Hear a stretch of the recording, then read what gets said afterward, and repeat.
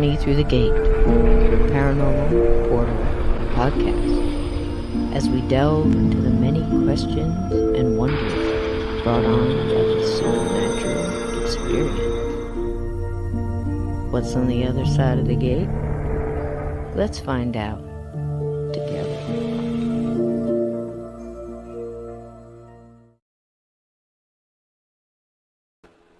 Hey everybody, how you doing tonight?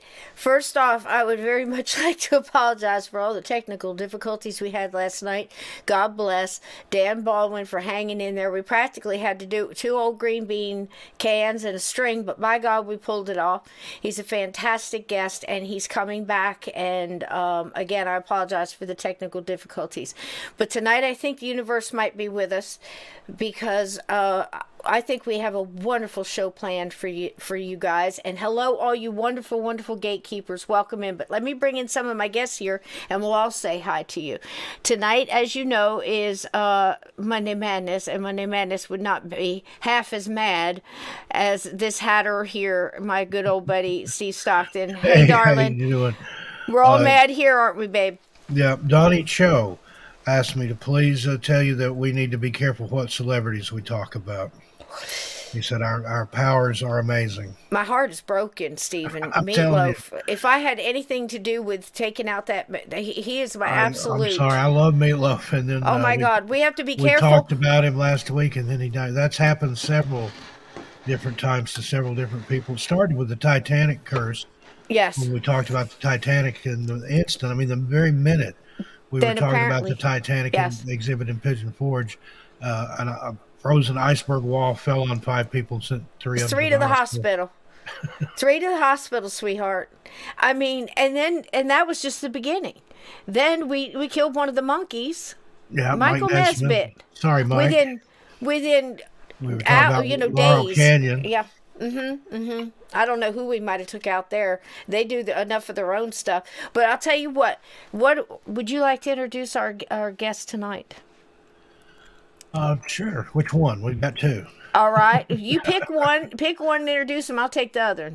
Well, we'll go ahead and bring Miss Laura in. Okay. Surprise check. Look who's here. Our very own unicorn. There she is. Surprise! Surprise! Oh, this is great. Well, Laura, would you like to introduce our next guest? How about that? Sure. Oh, gosh. Okay. This is going to be so much fun, guys. You know, this is going to be one of those old home, just laid back, have a wonderful time, chat, ask questions, everything else. These 2 on the screen here are pretty much in charge. I'm sitting back and listening. I told Steve I'm riding the back seat tonight. So without further ado, Laura, take it away, baby. Welcome, Nomar Slevik. Well said. I thought it was going to be longer than that. You caught me unawares. There we go. There he is. Hey, Nomar. Wow, good to see you. There Surprise. he is. Like magic. Hey. Look at this wonderful panel. Look at these beautiful people. Hello, Nomar, and welcome in. We're just getting to meet, and I'm so excited. I have been digging around chat. I'm going to say, pardon me just a moment while I say hello to these lovely people in this chat.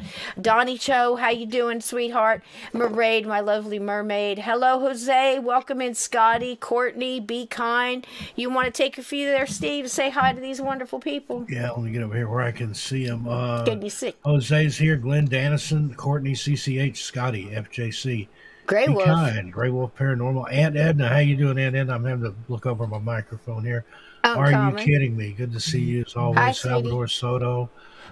Monica Peta. Devias is here. Peta. Hi, sweetie. Who else? We got a good looking crowd. Oh my gosh, so many great looking. Cassie's here, tonight. Salvatore. Okay, everybody's in. So anyway, I'm telling you, get your beverage, get your popcorn, get your bacon. We were talking earlier. I've been eating a lot of bacon lately, and I think it might be a sign of something. Keep your lookout. Is that some kind of primal survival thing that kicks in during an apocalypse? I don't know what's going on, but keep an eye out. Let me know. They lowered the weight of it and upped the price. Yeah, it's not a pound of bacon anymore. A pound of bacon is no longer a pound, ladies and gentlemen, but it will cost you more. It's true. but it's love. It means love, so it's worth it. So tonight, just to start off, this is my 2 cents. This lovely gentleman here is so talented. You've heard me talk the other night a little bit about it. I started digging in your stuff, Nomar. You should have a warning symbol on some of that, because one of them scared me so. Do not listen in the dark alone with headphones. Scared me so bad I had to cut it clean off and listen to it in the makes me daytime. happy. It was so good. It was so good.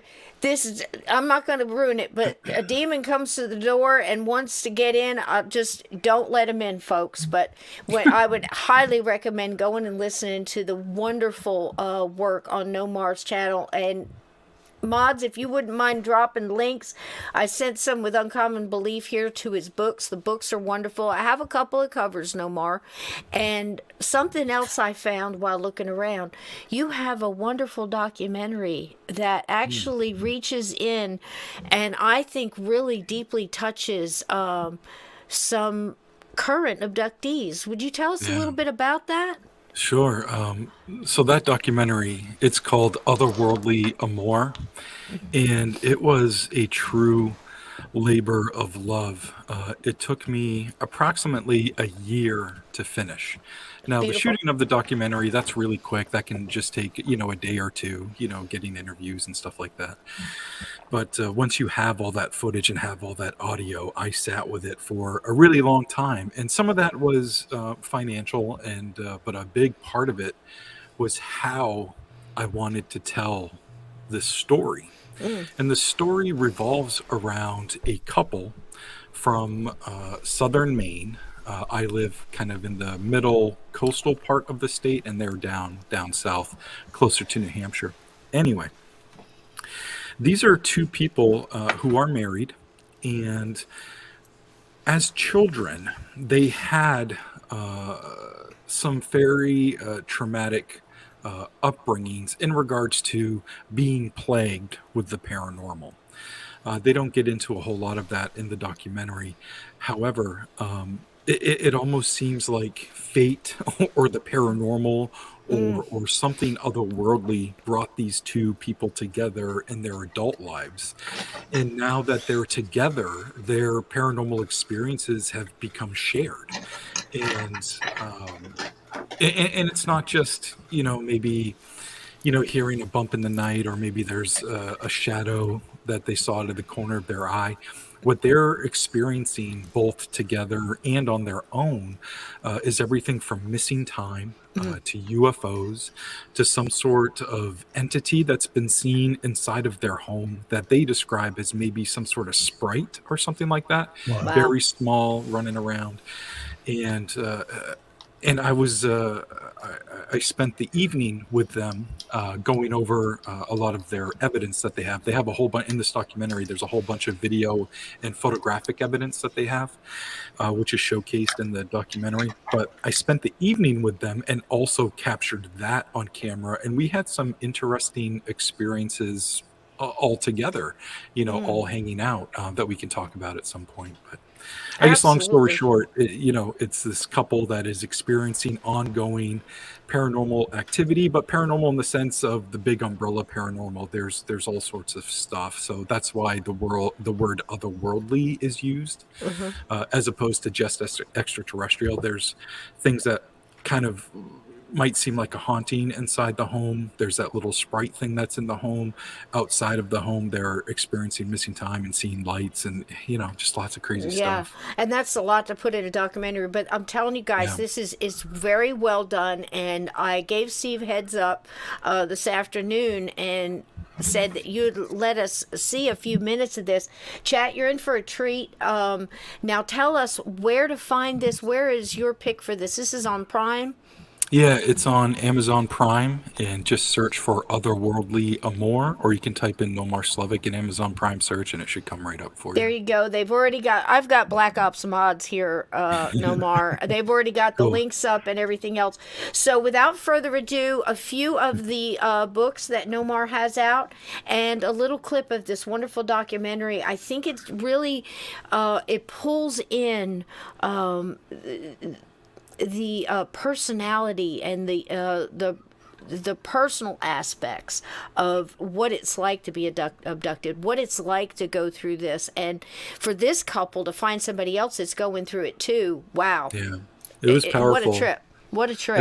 It was powerful when I met them initially. Like, we first met online and all that good stuff, but once I finally like drove down to their place and had this initial interview before I even had thoughts of doing a documentary, they just wanted to share their encounters. So we ended up having like this 4-hour conversation at their kitchen table, and many cups of coffees later. But it wasn't even until like 2 hours into the conversation when they said, "Oh, do you want to see some pictures and videos of what we captured?" And I was like, "What? What?" Like, You've captured big this yes. stuff? Big Yeah. yes. So he How pulls cool. out his laptop, and what I was seeing was, it was fascinating and flabbergasting. It was ridiculous. And Absolutely. yeah. Oh gosh, yeah. We'll have to hear some more of that. But this is Yeah. a nice little clip that I pulled out of the center, and some of, like I said, Nomar's book covers and things. But I think this clip really captures what it's like to have a time slip. I mean, I've had something like this when I was a child, nothing this profound, but it's also hard to describe because you're a kid. It's a kid memory, so you have to peel back from that. So we can talk all about that. It's about a 6-minute clip, guys. Please enjoy it, and it's just amazingly done. Well done, Nomar. Here is Granite Skies, the UFOs over Maine. And then you have this one. Oops, sorry, I didn't mean to knock that off. Here we go, right here. Now, this is, you've picked up some awards here, it looks like. Yeah, just at some what do you call them? Film events. Sent it in back in 2019, and it was the official selection at 2 different places, which was a massive surprise Wonderful. to me. But So wonderful. Well deserved, well deserved. Absolutely, go see this. But here again, enjoy this little clip, everybody. But an underlying theme to all theories is that of the human connection, the people who report these encounters. The fear, anxiety, the loneliness that is felt can be devastating for some. But for others, a connection can be born, a bond formed and realized into love. This is a story about Shauna and Josh. They first met in January of 2018 and had their first date just about a week later. From that moment on, they became inseparable. They both felt a connection unlike anything they felt before. A whirlwind love story began to unfold, and a few months later, they were married. Love, however, wasn't their only connection. They both harbored strange experiences, encounters they had been living with separately since childhood, and as adults, now together. Those experiences have become shared. This includes lights in the sky, strange creatures, and missing time.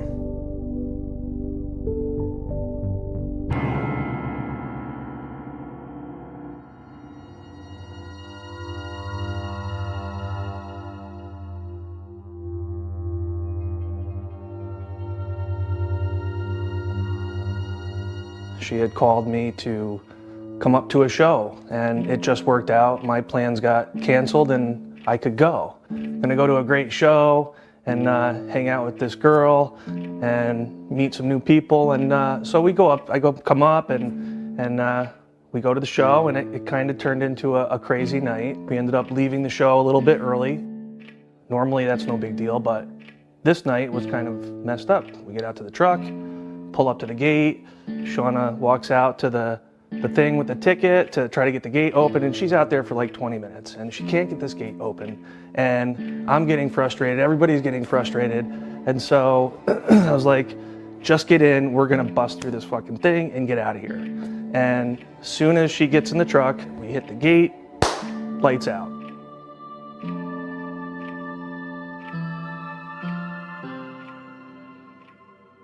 Next thing I know, I'm sitting in the driver's seat. Everything's dark. We're on this dark road in the middle of nowhere. And I'm sitting there and I'm looking in the rearview mirror. I see there's no cars behind me. There's no lights. There's no traffic. There's nobody around. And Shauna's like, oh, we're on my road. We're almost home. Like, how did we get here? I was like, I don't know. We're just driving. Everything's calm and cool. And I think like the next thing I know, we're like pulling onto her road and pulling into her driveway and not really thinking about this loss of time, like from Portland to Waterboro, which is like a good 45-minute drive. And for me, I've never been to the area before ever, and don't know where I'm going, don't know how to get there, don't know anything map-wise. And so here we are at Shauna's house. Park the truck, get out, don't even think about all this missing time or this space that didn't seem to, I don't know, like we didn't seem to have any memory of getting from the venue to her house. And so we just go inside, go to bed.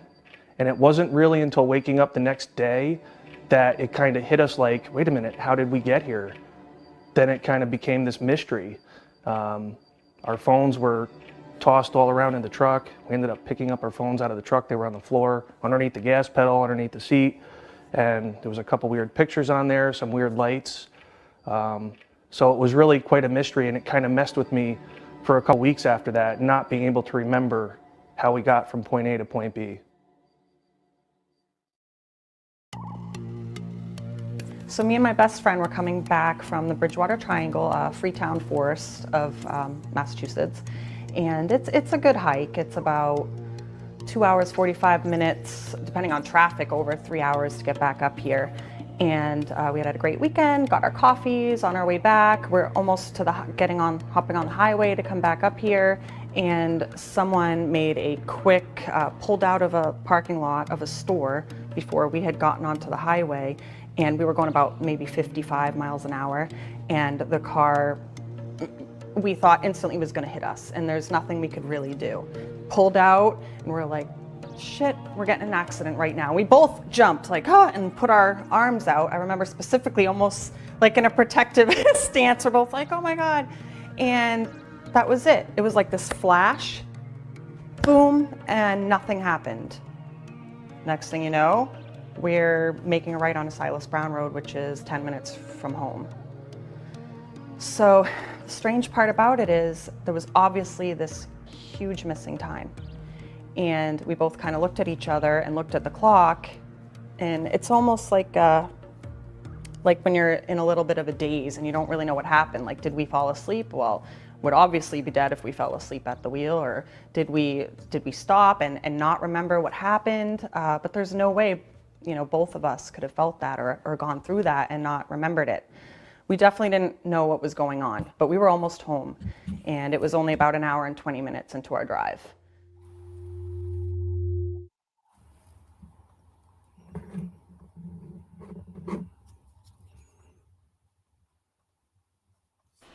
I was muted. Absolutely incredible, Nomar. Beautifully done. Chat loves it. Go see it. Steve, thoughts? Oh, you're muted, baby. Yeah, this thing mutes itself sometimes. I can't wait to watch it. I'm going to watch it tonight after my show while I have dinner. But that's incredible. And I said in the chat, it sounds like a modern day Betty and Barney Hill almost. Yeah, good point. Yeah. Good point. No justice, no peace. Bravo, bravo. Carol, spooky. I mean, all this wonderful story. PETA, wowzers. I'm right there with PETA. That's it. That clip, Nomar, when they're explaining the lost time. Yeah, it's that's freaky. Got to be. Yeah, I wouldn't know how to process that. I haven't experienced missing time myself, and I've been in situations where I'm seeing some sort of light in the sky or something, and I make sure to look at the time when I'm driving, or to check the time on my phone just to see if anything's has happened. Fortunately, it hasn't, but it would be interesting to maybe kind of check it out. But to reconcile that, they to this day, they don't know what to think about it. They don't know what to do about it. There is nothing to do about it other than process it the best you can, That's the thing too. I mean, Steve, what do? You missing time. We've talked about Well, portals and time I've had slips. some missing time. Have they ever undergone any hypnotic regression, Nomar? No, they haven't, and it's on the table. They've discussed doing it, but they also have some reservations, and I do too. Coming from a Might not want to remember what happened, would be my yeah, thoughts. yeah, That's that why I've never had it done with my missing time episode. yeah, and they're also a little worried, because the brain under hypnotic regression, it's malleable and Ooh. fallible, and Yeah. they would want to trust who they are with, and they would prefer to have somebody with some sort of medical degree, Yeah. conducted, as opposed to somebody who just does a hypnotic regression. I mean, that's great that you can kind of pull this information out, but what's the aftermath of that? Sometimes you need a professional to help process what gets remembered. So I Right. don't think it's the best thing to play around with, without a professional. Mm. Yeah, indeed. I would agree because I mean, so much. Just talking about, vets or children or anybody that's been through trauma like that has any type of PTSD. I would imagine that this forms that. I mean, to have missing time and not know where you were. Yeah. I've had people on the show. Steven was here, got carried through a wall. Nomar could see the sheetrock and the inner, the things in the wall, and then his body, he said, taken from inside a warm house out into the cold Alabama night sky at 34 or whatever it was outside, just felt the cold automatically, and then remembered seeing open sky. It's amazing what the mind remembers with stuff like this.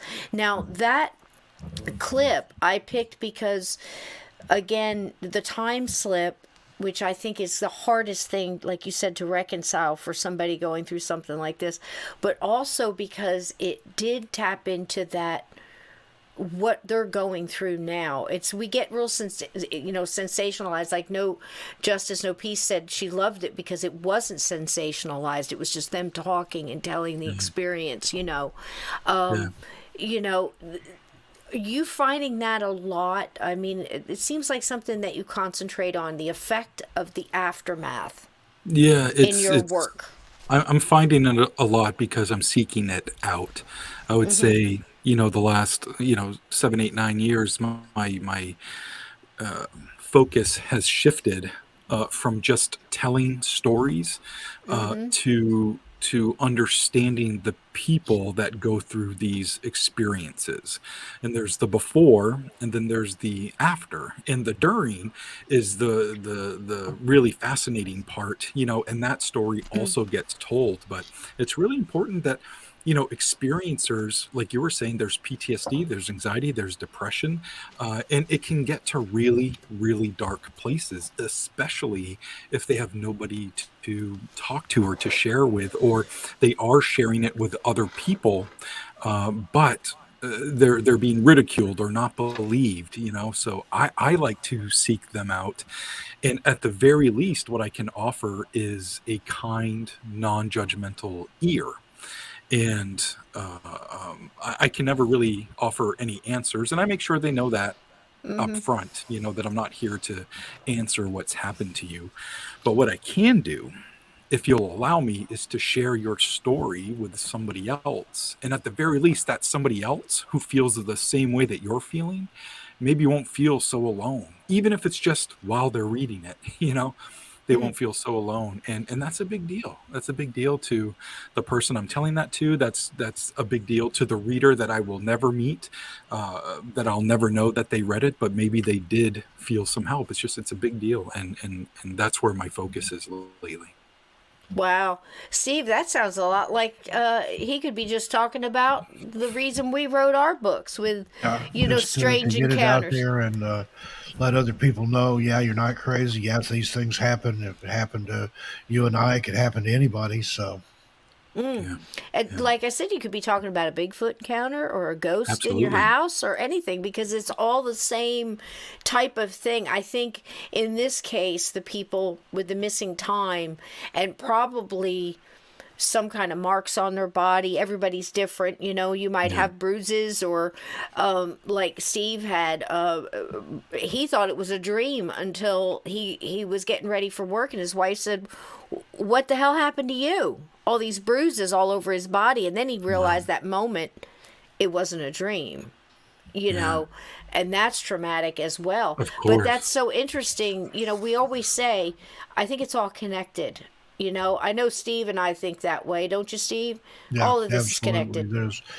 There's threads that run through everything in the universe, I think. Yeah, and I think from an interviewer and investigator perspective, I think it's good to not lock yourself in some sort of lens when trying to look into this stuff, and especially when you're with an experiencer. Like if you believe in ghost, or if ghost hunting is your thing, then missing time could be explained a different way. Whereas, somebody who investigates Bigfoot or investigates UFOs, they might look at it from a different perspective. What I'm trying to do, and I think what a lot of us are starting to try to do, is to see a bigger picture and to not be so laser focused on what type of encounter that it is, because it doesn't matter. Somebody experienced something really friggin' weird, and in my perspective, I want to try to help that person, and that's by telling their story. That's by a non-judgmental, kind ear, and anything else that's within my power. If there's some sort of haunting and they feel more comfortable, and they have a belief that it's spiritual and they're religious, then I can recommend somebody that they can talk to. Whatever the effect might be there. But I think it's important to try to be as unbiased as possible through my work and through the types of questions that I ask, and even the way that I present stories. A lot of the ways that I present them is, here's one thing that it could be, and here's this other thing that it could be, and it's up to a reader to decide. You know what I mean? What's up, Dylan? So I just think it's important that a reader takes some responsibility, a watcher takes some responsibility with what we're putting out. What that also comes with is responsibility on my end on what I'm putting out, But the responsibility on a reader or a viewer is, I'm not going to hold people's hands through everything. Every time I put a UFO book out, I'm not going to explain the close encounters list of what this is and what that is. Like, if you're into it, do a little bit of homework, and find some information out for yourself. And what that does is that exposes a wider range of people other than just me, a researcher, or Steve, or you. That exposes more people to these types of stories, and I think it can hopefully breed some sort of general, non-judgmental, non-biased way to see how many people are experiencing this. Don't just rely on the author to get your story. Seek them out; they're all over the internet. You can seek them out for yourself, and there's insane stories that are out there. And I remember hearing you tell another story I think Steve would be very interested in hearing, and as well as all the gatekeepers in this lovely chat here. And thank you guys so much for they're taking care of each other and answering each other's questions as per usual. Wonderful, wonderful chat. Hey Dylan, glad you came in here and said hey. But it was a question you thought it had to do with Mothman, and you were wondering if anything like that happened where you lived. I'm sure, Steve, you're going to love this one. Tell them what you did, Nomar. Sure. So I was working on, I think, my second book, Otherworldly Encounters, and I had a plethora of stories. I have way more stories than what I need. So I can kind of pick and choose what I want to use. And I'm sure, like many people in chat and the people that's on screen here, Mothman is a freaking cool story, and we're big fans of it. Nice, Lord. Thanks. And so I was like, I wonder if there's been any sort of Mothman-like creature reported in Beautiful. in the state of Maine where I live, because I really love my state, and I like talking about the strange things that happen in my state. Right. So I did a Google search that was just simply Mothman in Maine, to see what I could find. And I must have been on the second or third, maybe even the fourth, like Google search results page. And I finally saw this little headline that says Mothman encountered in Camden, something like that. Camden's a town in Maine. It said something to that effect. So I clicked on that, and then it was really just like a byline or something. And again, it just said, Mothman encountered by a man in Maine, blah, blah, blah. So I kept trying to search more for that, and I was trying different combinations. I couldn't find it. So I have some colleagues, and so I sent the information to one of my colleagues. Her name is actually Michelle Sawyer. She just wrote a book about Bigfoot in Maine, and then so shout out Michelle. It's a good book. Anyway, so I sent her that information. I was like, can you help me find like the origins of this story in any way? Probably a few days later, she messages me back. She found the whole story, and she found the witness's name. So now, armed with that information, I took that guy's name, I plugged it into Facebook, and when you plug a name into Facebook, there's always 100 names that come up. So I painstakingly went to each one of them that was located in Maine and messaged them, and said, I'm an author and here's what I'm doing. And, did you have this kind of encounter? Well, on the 20th, maybe the 30th one, they responded and said, yeah, that was me. And I'm like, oh my God, I can't believe I found the guy. This is amazing. Wow. I'm like, well, I would love to share your story in one of my books. Is that something you'd be willing to talk to me about and potentially share as well in my book? And he was like, absolutely. So I ended up being able to have just a conversation. I couldn't meet him in person, but I ended up having a conversation with him. And when it was all said and done, he decided to not use his real name, which was completely fine. So the name that's in the book is a pseudonym. And I think I say that in the book too, that it's a pseudonym. Anyways, so his story starts, I believe, in early 2000s, maybe 02, maybe 06. I forget now. I don't have the book in front of me. But he was 17 at the time and living in Camden, Maine. Camden, Maine, for people listening, is a really small coastal town. Think of a Stephen King movie where there's a small coastal town, and that's basically Camden, Maine. Yeah. And so really small town. And he was downtown, and he was walking up this hill back to his apartment building, which was about a mile, maybe 3/4 of a mile away. And it was just like, 6 in the evening. So he's walking up this hill, and he starts hearing this chirping sound coming from somewhere, and he looks down, worried that there's like a big rat or a mouse or something underfoot. So he's looking down, and he sees the shadow of something big on the tar on the road. And when he saw that shadow, he knew that meant that was something that was above him, that was flying above him. So he immediately looks up, and he sees this huge flying creature. It had like a 4 or 5 foot body, and the wingspan was ridiculous. And we'll get into the wingspan in just a second. And he said the wings were kind of translucent and kind of looked like bat wings. And he also described the head of this thing really oddly. It was just like this nub on top of this body, and it had tubes coming out of it, which is really weird. It's actually illustrated and it's in the book. So he's watching this thing, and it's flying over him, and it kind of swoops up and actually flies over the apartment building that he lives in and dives into the swampy area that's behind the apartment building. And he said when it kind of swooped up and then went over the apartment building, he got a good measurement of the wings, because the wings measured from one side of the eaves to the other side of the eaves. And so he measured it. I went down there and I measured it myself, and it's just under 25 feet. That's insane. That's like the size of a Cessna or something, and he's seeing this thing. So this thing's chirping, it flies over his apartment building, goes into the swamps.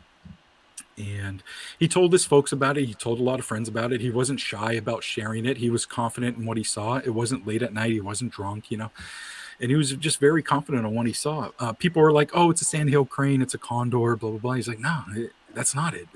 I know what I saw. So he just kind of shared it for what it was. Some people believed him, some didn't. And he kind of just went on with his life. I can't remember if I mentioned he was 17 at the time. Well, he graduates high school, goes to college. And the next year he comes home from college for the summer, and he's, working in town. And one day he's got a day off. He's hanging out with a buddy, and they're just driving around town.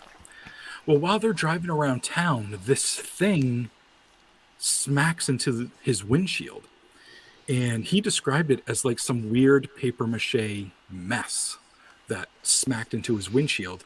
But what was real prominent was this one solitary wing that was translucent and looked like a bat wing. And he said, I think this is like a smaller version of what I saw last year, like a juvenile version of what he saw, a baby version of what he saw. So the car kind of rolls to a stop, and this thing is just kind of smacked against his windshield, and he's thinking that he killed it. Well, as the car comes to a stop, the wing flutters a little bit, the thing comes to life and takes off. Oh, jeez. And he and his buddy were like, "Oh, what the hell is what's happening?" And they both had this odd sensation. They really couldn't describe it any more articulately than it was an odd sensation that they felt during this whole time. So yeah, a moth baby. So that's essentially the crux of his encounters. So all these years later, I'm talking to the guy, and he gave me the address and of that apartment building, and so I went down there for myself to go check it out, and I went to the little swampy area that was behind the apartment building and all that good stuff, and I decided that I was going to scope out that swampy area for the night and to see if I could see anything. So one thing I always do when I go to do something like that is I like to let the cops know what I'm doing, just so I'm not bothered, or if somebody does call the cops on me, they at least know that I'm already there. So I go to the cops, I tell them what I'm doing, and they're always like, okay, weirdo, go have fun. So I'm like, all right. So now I'm down in the swamp area. It's like 1, 2 in the morning, something like that. And I'm just sitting there in the dark, and it's summertime, and I want to have the windows down so I can hear anything that might be walking out there. Well, the mosquitoes, but I'm trying to do my best. And off to the right, I don't know, 200 yards into the woods, there's a large tree, and it has this really big branch. I would say maybe it's 10, 11, 12 feet up, And I kept seeing these really large red eyes. Oh, Well, if jeez. anybody knows the story of Mothman, he's got these big red eyes. I'm like, there's no way I'm seeing this. I've been here too long, I'm not really seeing this. So I keep watching, and then I see it again, and it's intermittent. There's no rhyme or reason to it, but it's always pretty much in the same place, and I'm like, that's really odd. And honestly, this doesn't end very well. Simply, I couldn't walk out there because it was too swampy. It's the middle of the night. I'm not going to do that, and I don't know what I'm walking into.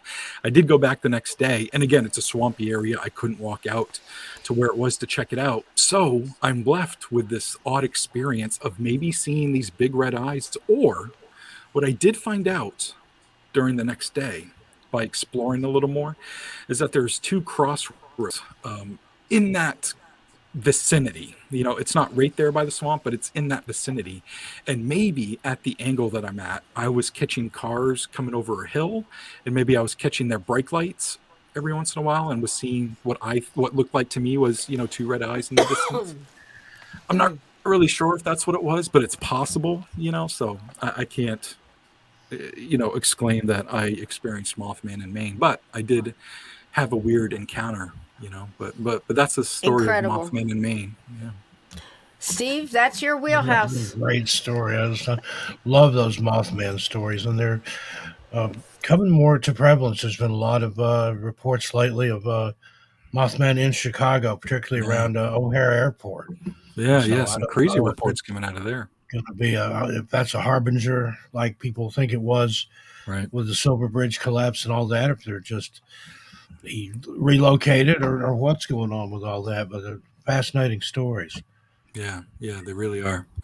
And I just couldn't believe my luck in tracking down this guy and getting to the point where I was on location where it happened. That was the coolest part. That's awesome. Yeah.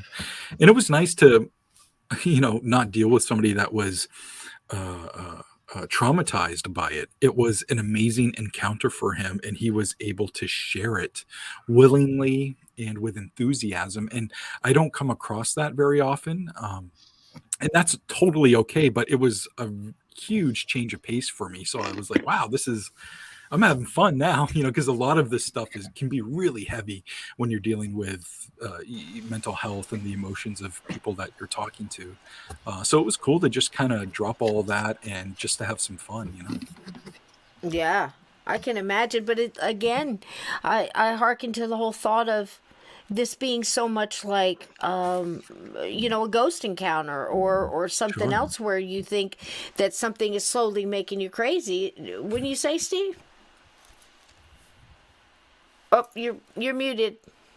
You're muted. You're muted. Sorry, that There keeps we go. happening. My It's okay. StreamYard's doing it itself.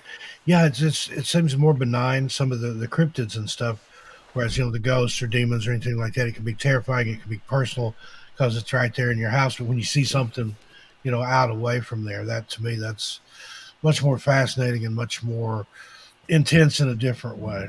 Yeah. That it's not personal. It's not something that's come to bedevil you or haunt you or try to run you out of your home, but it's just something you happen to witness out there. And to me, that's 10 times more fascinating than a haunted house or anything like that.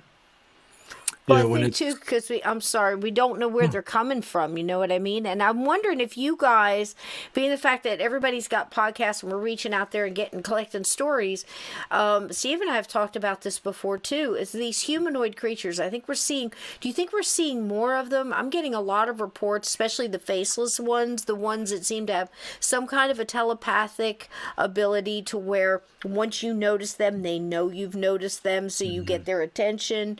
Right. What do you guys think about this? Because I'm hearing more.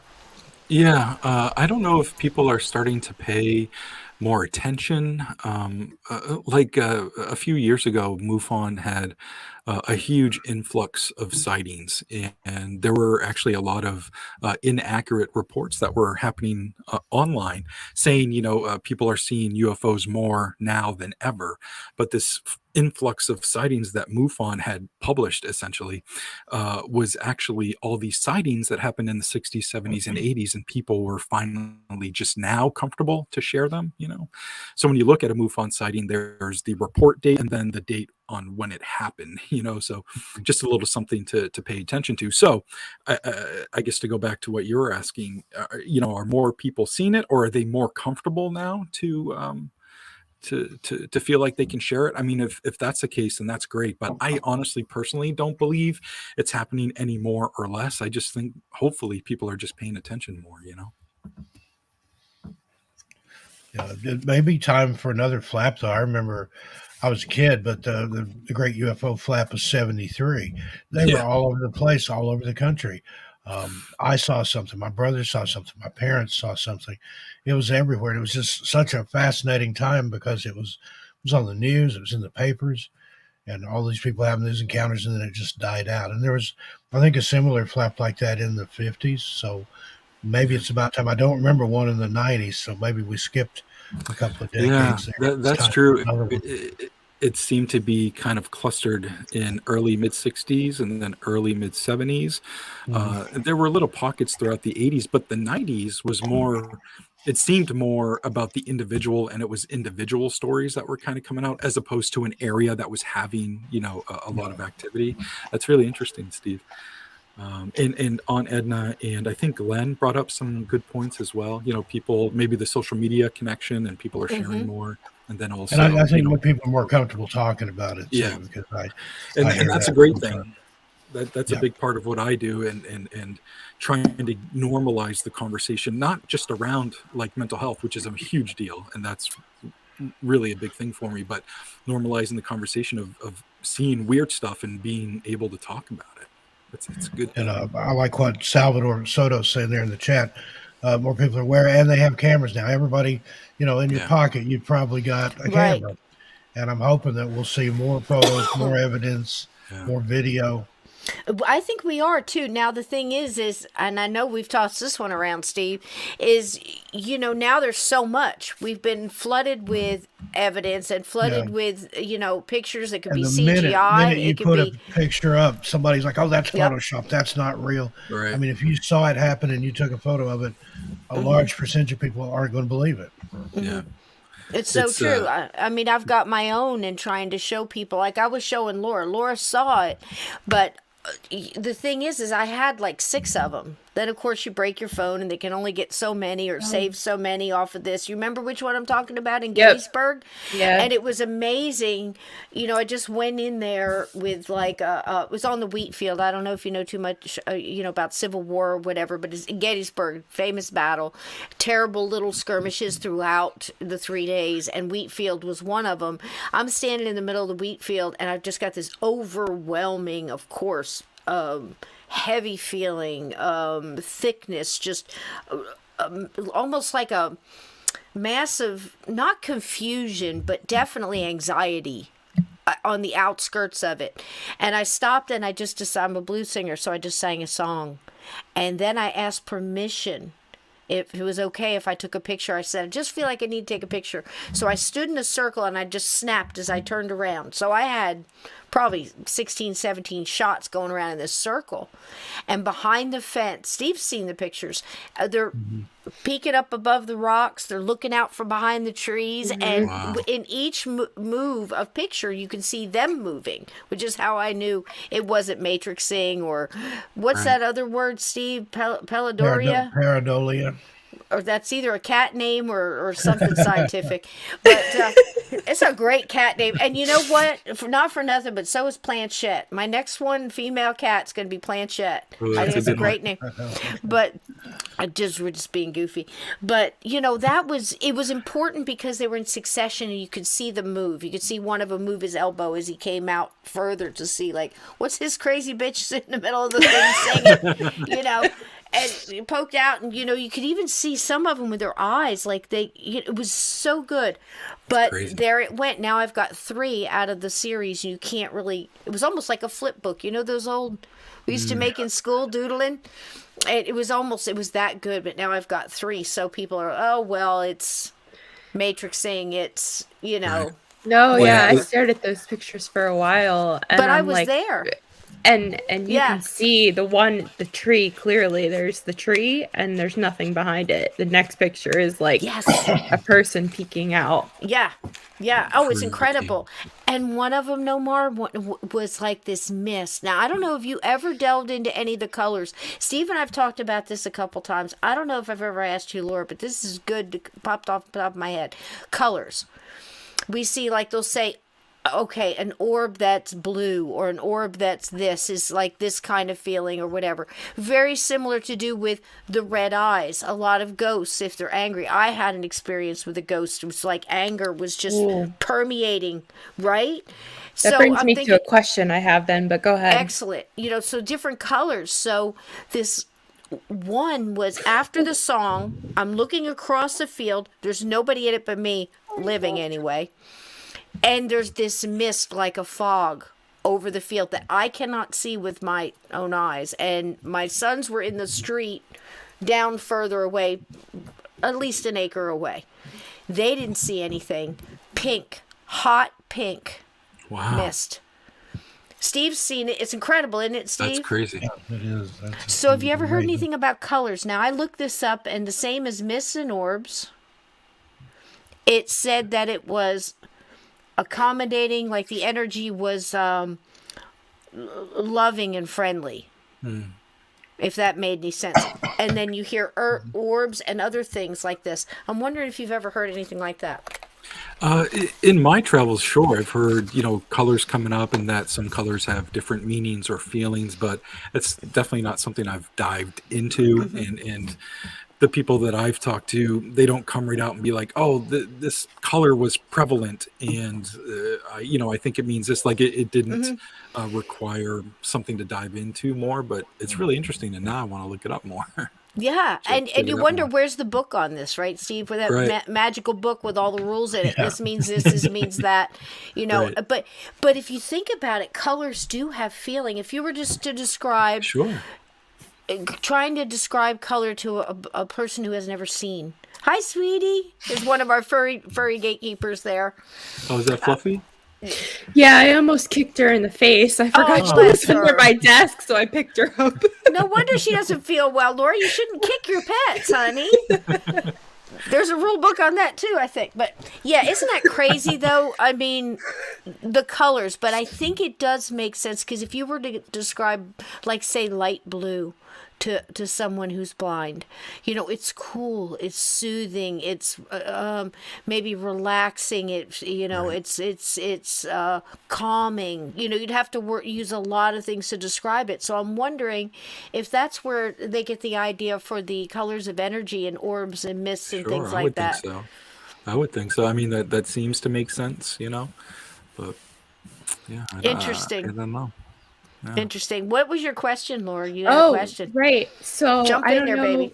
I don't know if you want to like give this away, but I thought this was like super interesting. Can we talk about the colors of the UFOs that the couple saw? Nomar? Is that okay to? I don't want to give it away because there's I mean, the doc is really good. I was watching it and then it's just all this stuff. I'm like, holy crap. But so anyways, the couple said they'd see these UFOs outside their house, and if they were having a fight or they were in bad moods, the UFOs would be red. And then if they were having a good day, the UFO was white. Yeah, and they mostly saw, you know, light or white colored lights or UFOs, and there were a couple of times. I remember there was one fight they had, and then a red UFO was experienced. But there was this other time where the female, her name is Shauna. She had gone to bed, you know, put her son to bed and all that good stuff, and Josh wasn't with her that night, and she started feeling this tremendous pain in her abdomen area, and it wasn't going away, but she was trying to kind of just get through it, but she was kind of wrestling with, you know, rolling around on the bed, and it just got more and more intense. And she was thinking she might have had a cyst on her ovaries or something, and it was just really, really hard for her.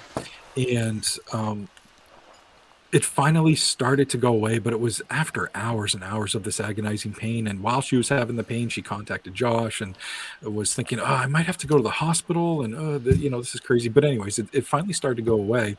And when she woke up the next morning, she's like, you know what? I actually saw a red UFO that day, earlier in the day, and then I started having all this pain. So at the very least, she's associating pain or something bad happening when she's seeing a red UFO, and you know, that kind of does make sense with how we understand the color red. It typically means anger, pain, or, you know, anger, like that. Pain, yeah. Wow. So I have a question about that. What was I gonna say? I was listening to something where I heard that a person was abducted and that the aliens were taking the fetus out of someone that was pregnant. And then so that just when I heard that she had pain in her ovaries, and then later on in the doc, they get an EVP that kind of makes me, which I'm not going to ruin it because it was like, gave me chills when I heard it. So you guys need to go watch it. But but it makes me wonder if, because people say that the aliens are here to save the earth, it kind of almost makes me think that they are, and they're trying to like preserve our species. They're taking fetuses and stuff like that. I mean, it really depends on your perspective and who you talk to, because everybody's got a different opinion. Right. And, I don't think anybody knows. Yeah, absolutely. But, you know, for Shauna and Josh, they definitely aren't having a good time with it, you know, and it feels almost like an assault. There was... Absolutely, good word. Yeah, there was some talk. We didn't include it in the documentary, but there was some talk about her feeling like maybe something had been taken from her or whatever, and that's why she was having that feeling. And she is the one that wakes up with marks more so than Josh. I don't know if Josh has ever had any marks. He might have had some bruising, but Shauna always seems to be the one that has marks when she wakes up. What a horrible thing not to know. Yeah. What a horrible thing not to know. Great question, Laura. Yeah, Steve, absolutely. you got anything you want to throw in on that? That's incredible. That is an amazing story. I want to hear more about the little sprite-like creature that they've seen run around in their homes. Oh gosh, yeah. I do too. I mean, if I could hold that for just a sec, because we got Josh in here from Trippy Times, also has a podcast, great podcast. Everybody go check it out. There's a lot of wonderful talent in here, Nomar. So many podcasters, so many paranormal investigative groups, people with abilities, just so much. It's a wonderful, wonderful group. But he has a question here, and I wanted to hold it because anytime somebody's just lost somebody, it needs extra healing energy towards Josh here too, because we've all lost somebody, a pet or a family member, and it's a hard time. But the question is, I just saw for the first time a gray orb in my home, not glowing like the usual orbs I see. I had a family member pass last week and wonder if there's a connection. What would you guys like to say on that for Josh? And then we'll definitely get to that sprite. Great question, Steve. I think an orb, it can be a family member or somebody that's passed. I've known people that have observed them, particularly when they've had, some people have a wake in the house where they bring the body into the house instead of having it in a funeral home. I've heard of people seeing and photographing orbs around a body that's been laid out for a wake. Oh, wow. A shadow ball. Like a shadow ball. Yeah, that could be a group of energy. For sure, Nomar. I mean, have you ever heard of any like that? I mean, I have my thing on orbs, but this person's seeing it with their own eyes. It's not on a camera, so it's probably not bug. It's probably not dust. He probably knows what he's looking at. Something that looks like a shadow ball. It could absolutely be energy, like Steve is saying. Of that loved one. My question would be, how did you feel when you saw it? Because with me, it's also emotion and intuition. Laura, you would definitely be on board with that too, right? Oh, yeah, for sure. I mean, how did you feel? Usually when we get a sign from spirit, especially a loved one, it doesn't matter if they're still here, this is only my opinion, still here on Earth or have crossed over. And you can't really put a time on that. Somebody can't tell you a week is too soon, or some mediums say 3 months is the waiting time that they would normally for everybody to get acclimated before you start trying to communicate. But I've found that spirit has their own time. Yeah. They're going to do what they're going to do. So I don't think anybody can tell you that was a family member. I don't think anybody can tell you it wasn't. I think your intuition is what's going to tell you what that was. Your first thought, your first feeling, Josh. That's my input. And his response here seems rational. He freaked out first. I would have too if I saw some weird shadow ball, and then he immediately thought of a family member. That's, it sounds like that is his intuition, and it's okay for him to go on believing that that's what it is, despite anything I have to say or Steve or you or whatever. It's why not what he feels most. That would be my best chances. However, the person that observed it or experienced it, interpreted as probably the closest. Occam's razor there. Absolutely. And that's the thing too, is like I tell people, don't talk yourself out of that, because that's our thing now. It's like we've talked about it before, about that natural instinct, fight or flight. Let's just take that one, because that's something everybody understands. Well, if you observe a rabbit, like I'll look at my backyard and I've got this tiniest little thing. It's a little chickadee, a little bird, the little black masked birds. You guys know it, chat. It's got 27 different calls. Smallest thing in the yard, but it actually does the calling and the warning to the whole, all the animals in that circle balance in that, in which is my backyard. Everybody's got the little section, and he warns everybody, and to the point of not just warning there's a predator, but what type of predator. It'll be an owl above head, coming on the ground, all these different symbols. You think that we weren't born with this type of I've got music from somewhere. This type of intuition, this type of, we've got the fight or flight, but we talk ourselves out of it. Don't get on the elevator. That guy's creepy. Oh, right. It's okay. I don't want to embarrass myself or him. Or we talk ourselves out. Next thing you know, you're dead in the gutter. Right. I mean, that's just it. All that intuition, it's there for a reason. I think that's something that we've had, that discernment, the intuition, whatever you want to call it, that we've kind of lost touch with, and people have forgotten how to use it and how to listen to it. But I found the times when I ignored it, that's when I should have listened to it most. So.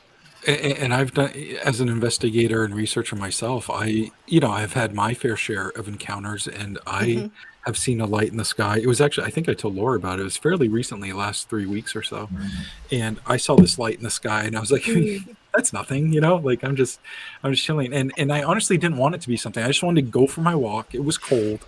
I just wanted to go for my walk and go back in my warm car. I don't believe that you didn't want it to be anything. I suppose that's fair. But in the moment, I was cold, and I was like, I don't want to deal with this. So I'm seeing this light, and it was moving kind of like an airplane, but it was golden in color, like a golden ball. And it was just flying in this really slow straight line. And I knew it wasn't a plane because there was no blinking or anything like that. And then it just stopped in midair, and then it looked like it turned and started actually heading towards me. Once I decided I was going to stop and deal with what I was seeing, is when it kind of stopped and turned towards me and started coming my way. I'm like, am I seeing a UFO right now? Like, this is amazing. Like, what? This is cool. So I'm reaching down for my phone, and I'm fidgeting around, look back up, and it's gone. And, I kind of let that situation go, and that sucks. But I'm just saying that even as an investigator, that happens. We're human, so it's better to trust your intuition, honestly, as much as it makes sense in a given situation. Right.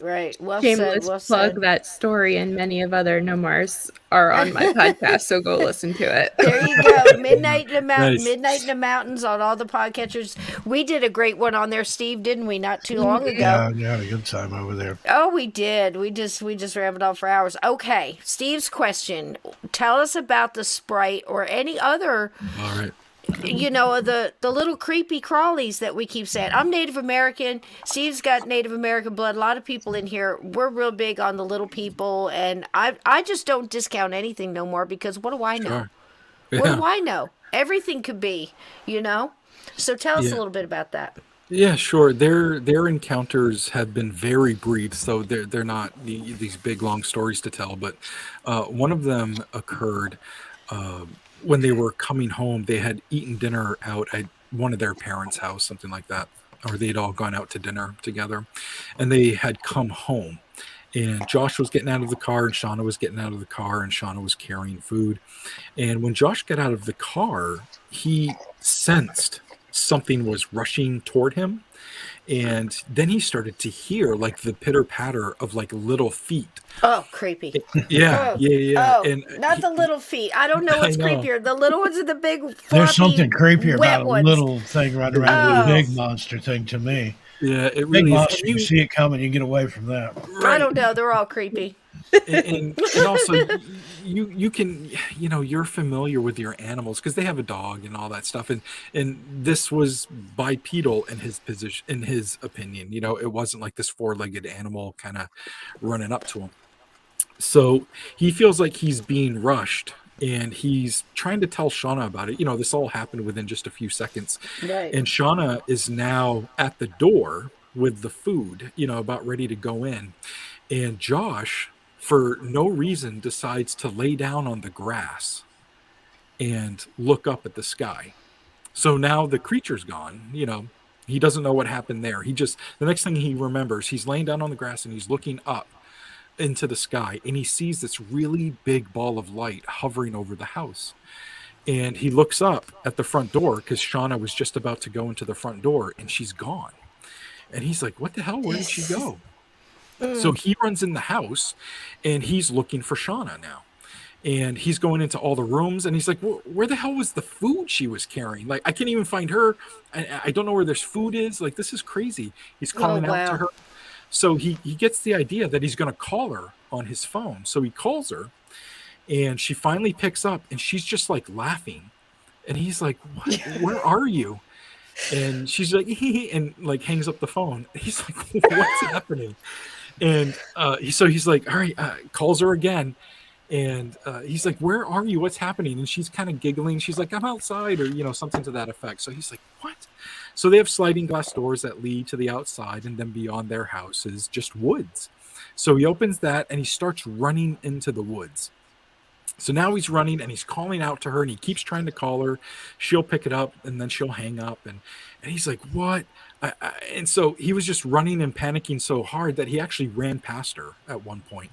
And then he doubles back. He's like, "I just ran past her." He doubled back, and she is sitting on the ground with her back up against a tree, and her knees are kind of up, to her chest. And he's like, "What are you doing? Are you okay? Like, what happened?" And she's like, "I don't know.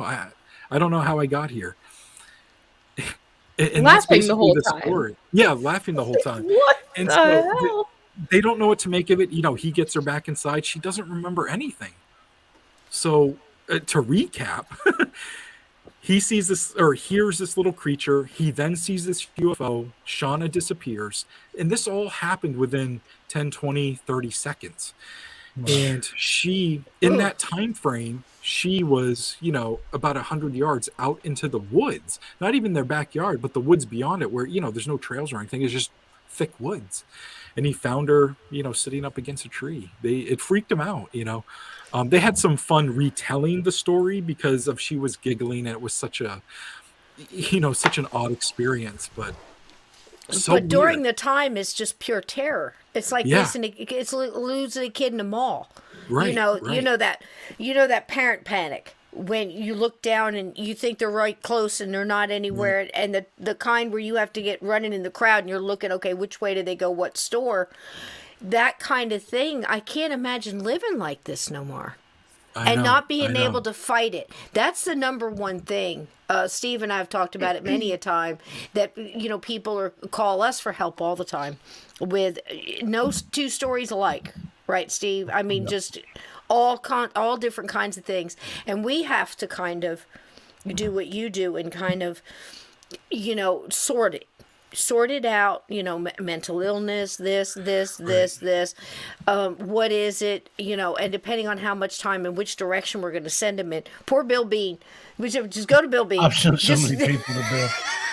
But he's good. He knows what he's doing. He's a real spiritual warrior when it comes to that kind of stuff. So but you got to be serious if you're going to go, because he's serious about it. And I don't know if you ever heard of him, Nomar, but he's a demonologist, and he was somebody who came by it honest, lived in an extremely haunted house, to the point of people getting lifted up and thrown against walls, furniture being thrown against walls, priests, pastors, you name it, coming over. He's about 10. I think one of the pastors that came there to bless the house left some mason jars full. It's serious when you got mason jars full of holy water around the house. So left the mason jars, and this one particular night, I believe his mom's date was there. He's their younger sister, so he's the oldest boy, but he's 10, 11. Mom gets picked up, thrown against the wall. Dog was killed days before. It's that point where it's past depression into we're going to start killing off things to make you crazy, that level. This kid gets this holy water and the Bible out and goes through the house and demands everything stop. Here's 3 adults in the room and his siblings, and this 10-year-old takes over and clears this house, at least long enough for them to pack and get out, and that's enough. Type of situation. But he then became, once he got through all of that, it wound up killing his mother, by the way. It was a horrible story. Oh my goodness. And it followed them, whatever, but the thing is he went through it and built this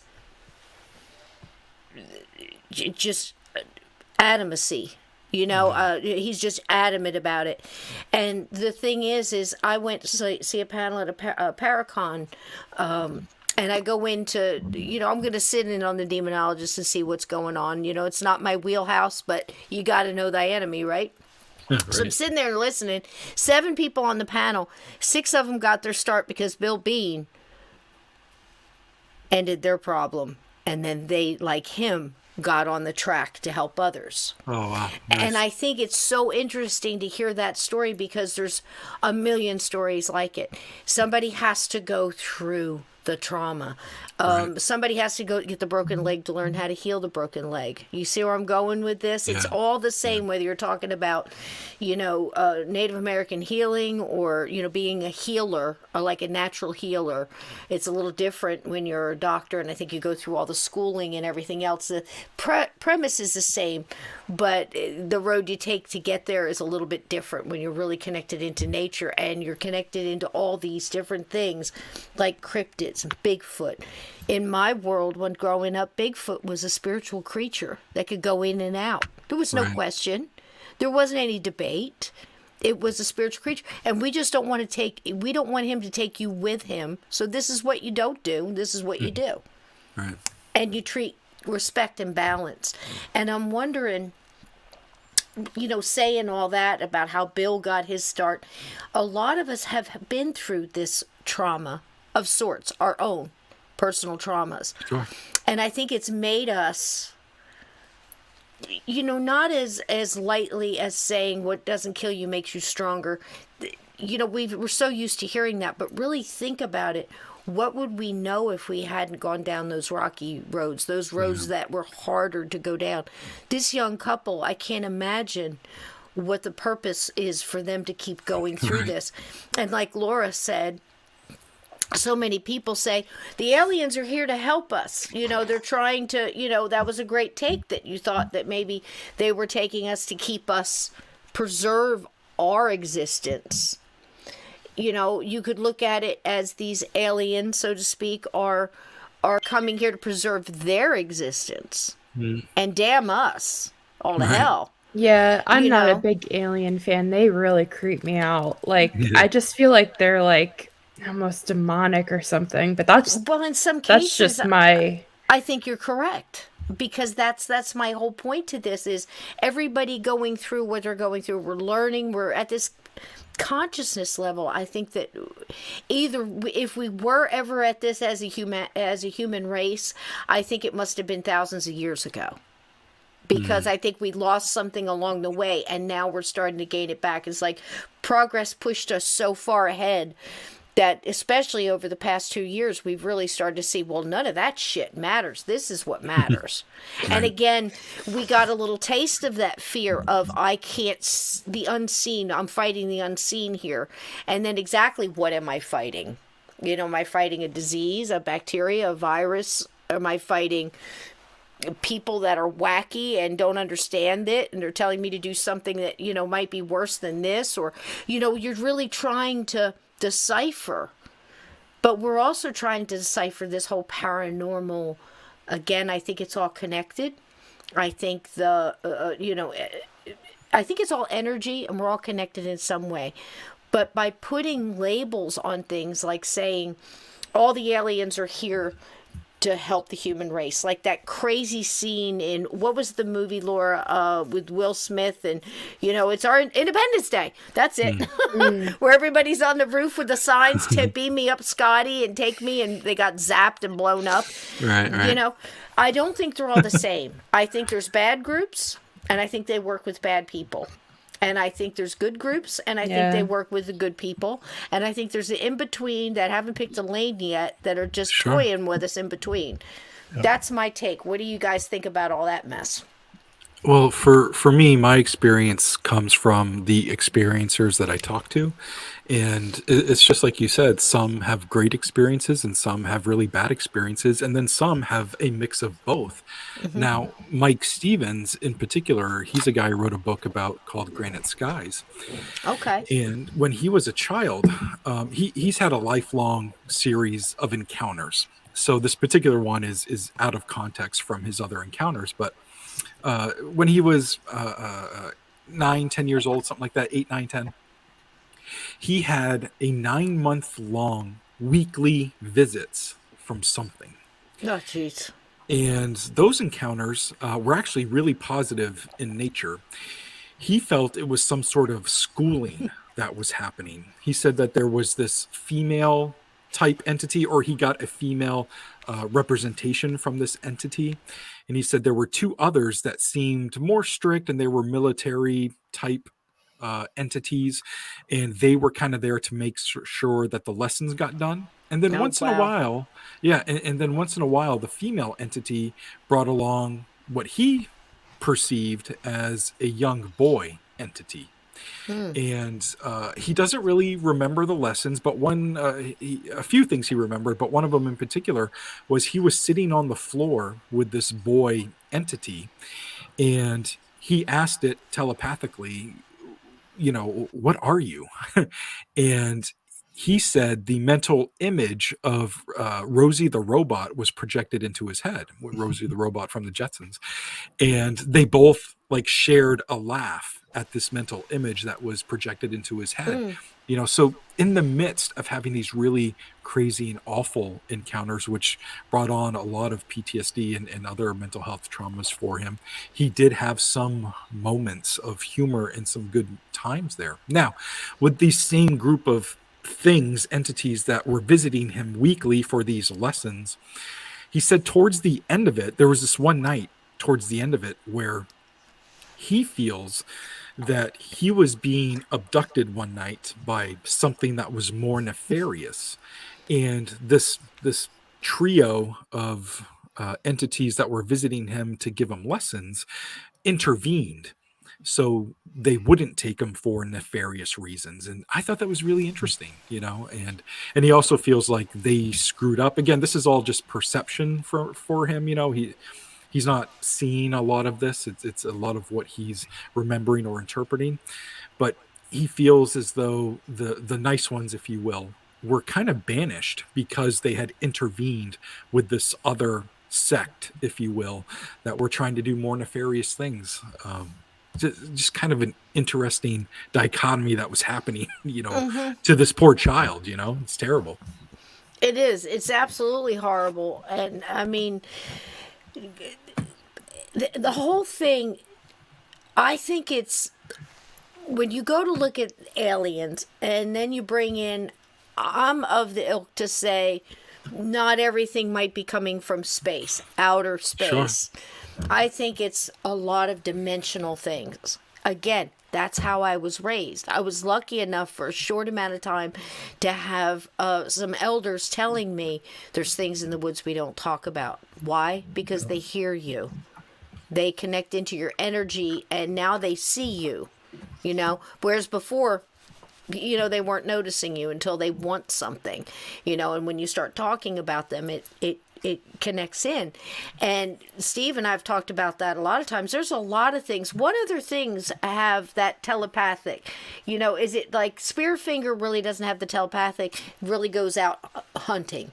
Out of all the things, how many of them have telepathic abilities, Steve? Dogman. I'm not really sure. Dogman does. Bigfoot. A lot of the skinwalkers and Wendigo seems to have it. Seems to be able to know what people's thinking, like where you're talking about, where like you're watching it and then it turns around and looks at you like to let you know that it knows that you know. That shows me some kind of higher intelligence, wouldn't you think, Nomar? Sure. Yeah, absolutely. I mean, or at least a higher, I don't know whether to say species or whatever, because that ties into what you were saying, Laura, too. Is like, what if these things coming here, at least one form of them, is us from the future? Yeah. Possible. Yeah, honestly, anything's possible. The one thing, I've been doing this for a while now, and the one thing I am absolutely sure of is that I'm not sure of anything. And, it's crazy to kind of dedicate yourself to this area of study and to be dumber at the end of it, but I am. There's so much that I don't understand. There's so much that I don't dare say is definitively something. In my experience, when somebody starts calling themselves an expert, that's when you stop listening to them, because nobody knows what the hell's going on. The best thing you can do, and again, this is just my opinion, but the best thing you can do is listen.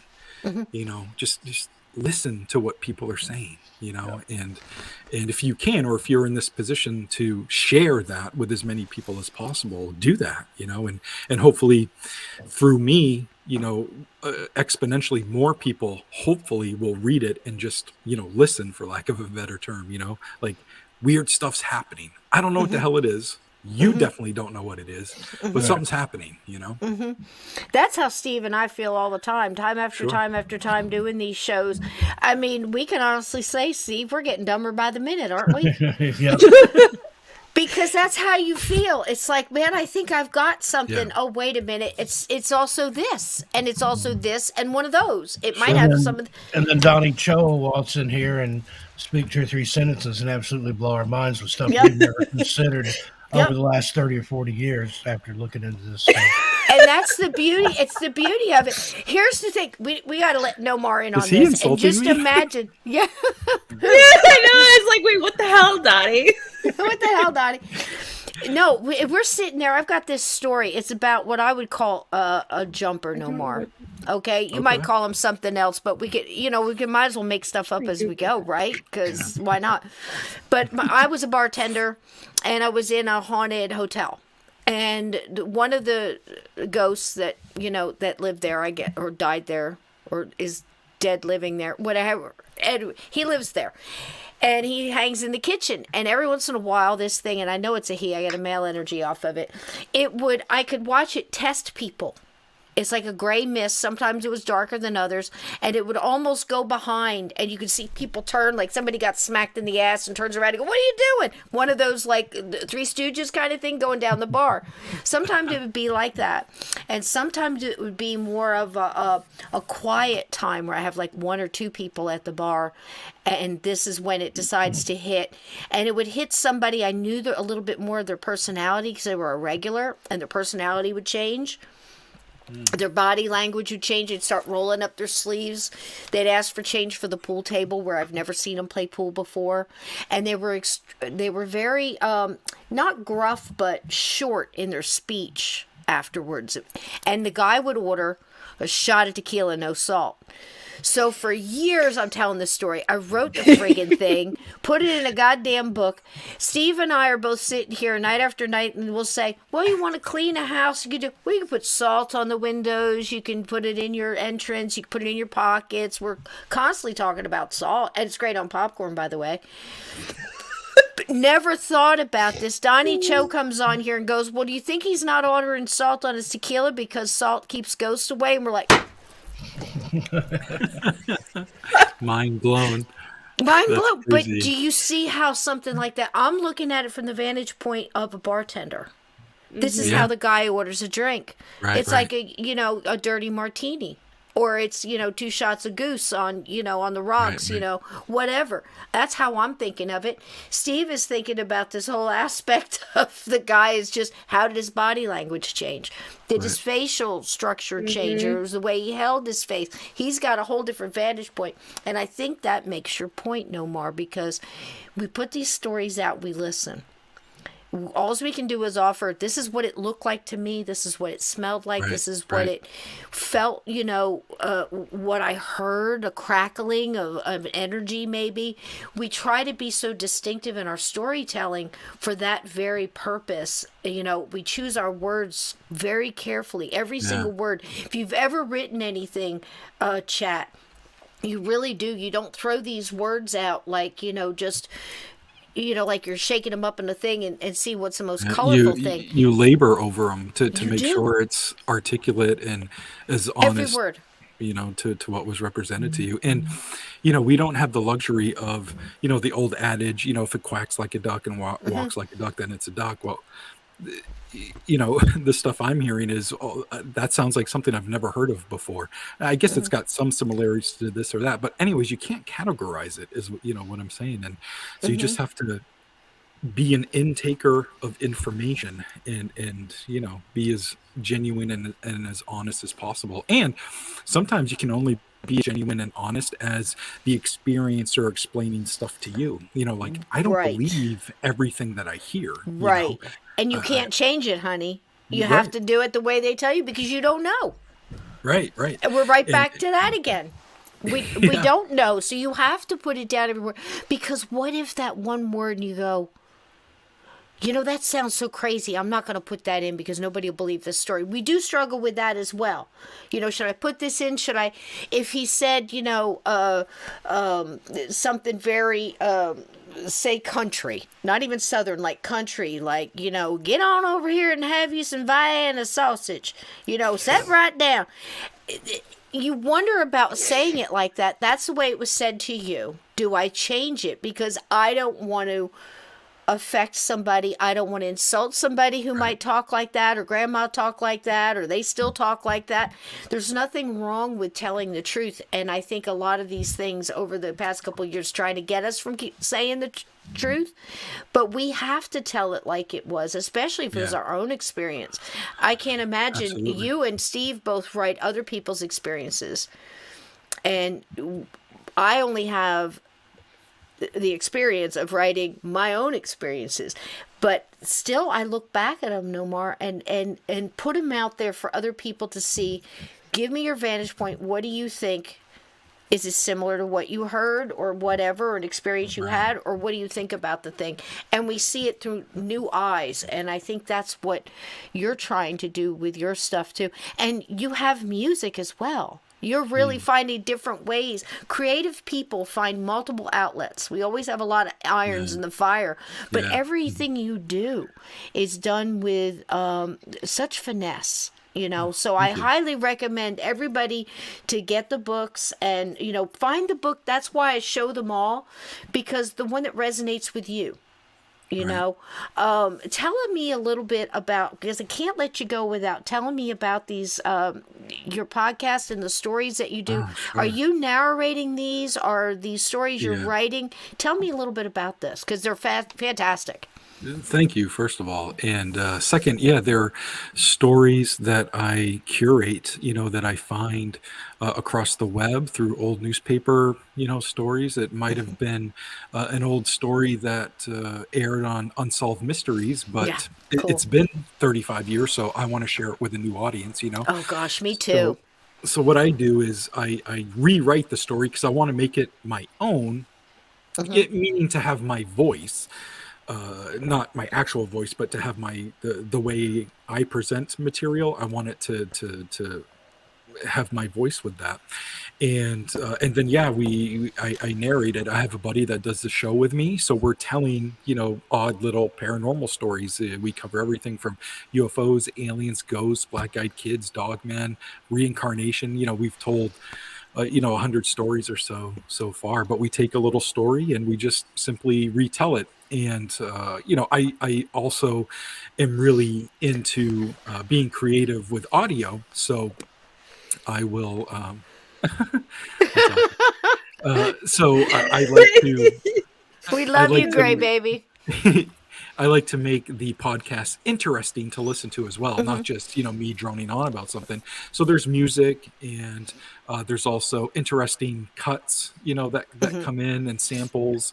And if there's an audio component, meaning if it was retold on Unsolved Mysteries, or if there's, some other aspect, a news story or something, I'll include audio from that, mixed into the storytelling. So I try to make it as interactive and as interesting as possible. So interesting. I mean, you got my attention right away when I started here.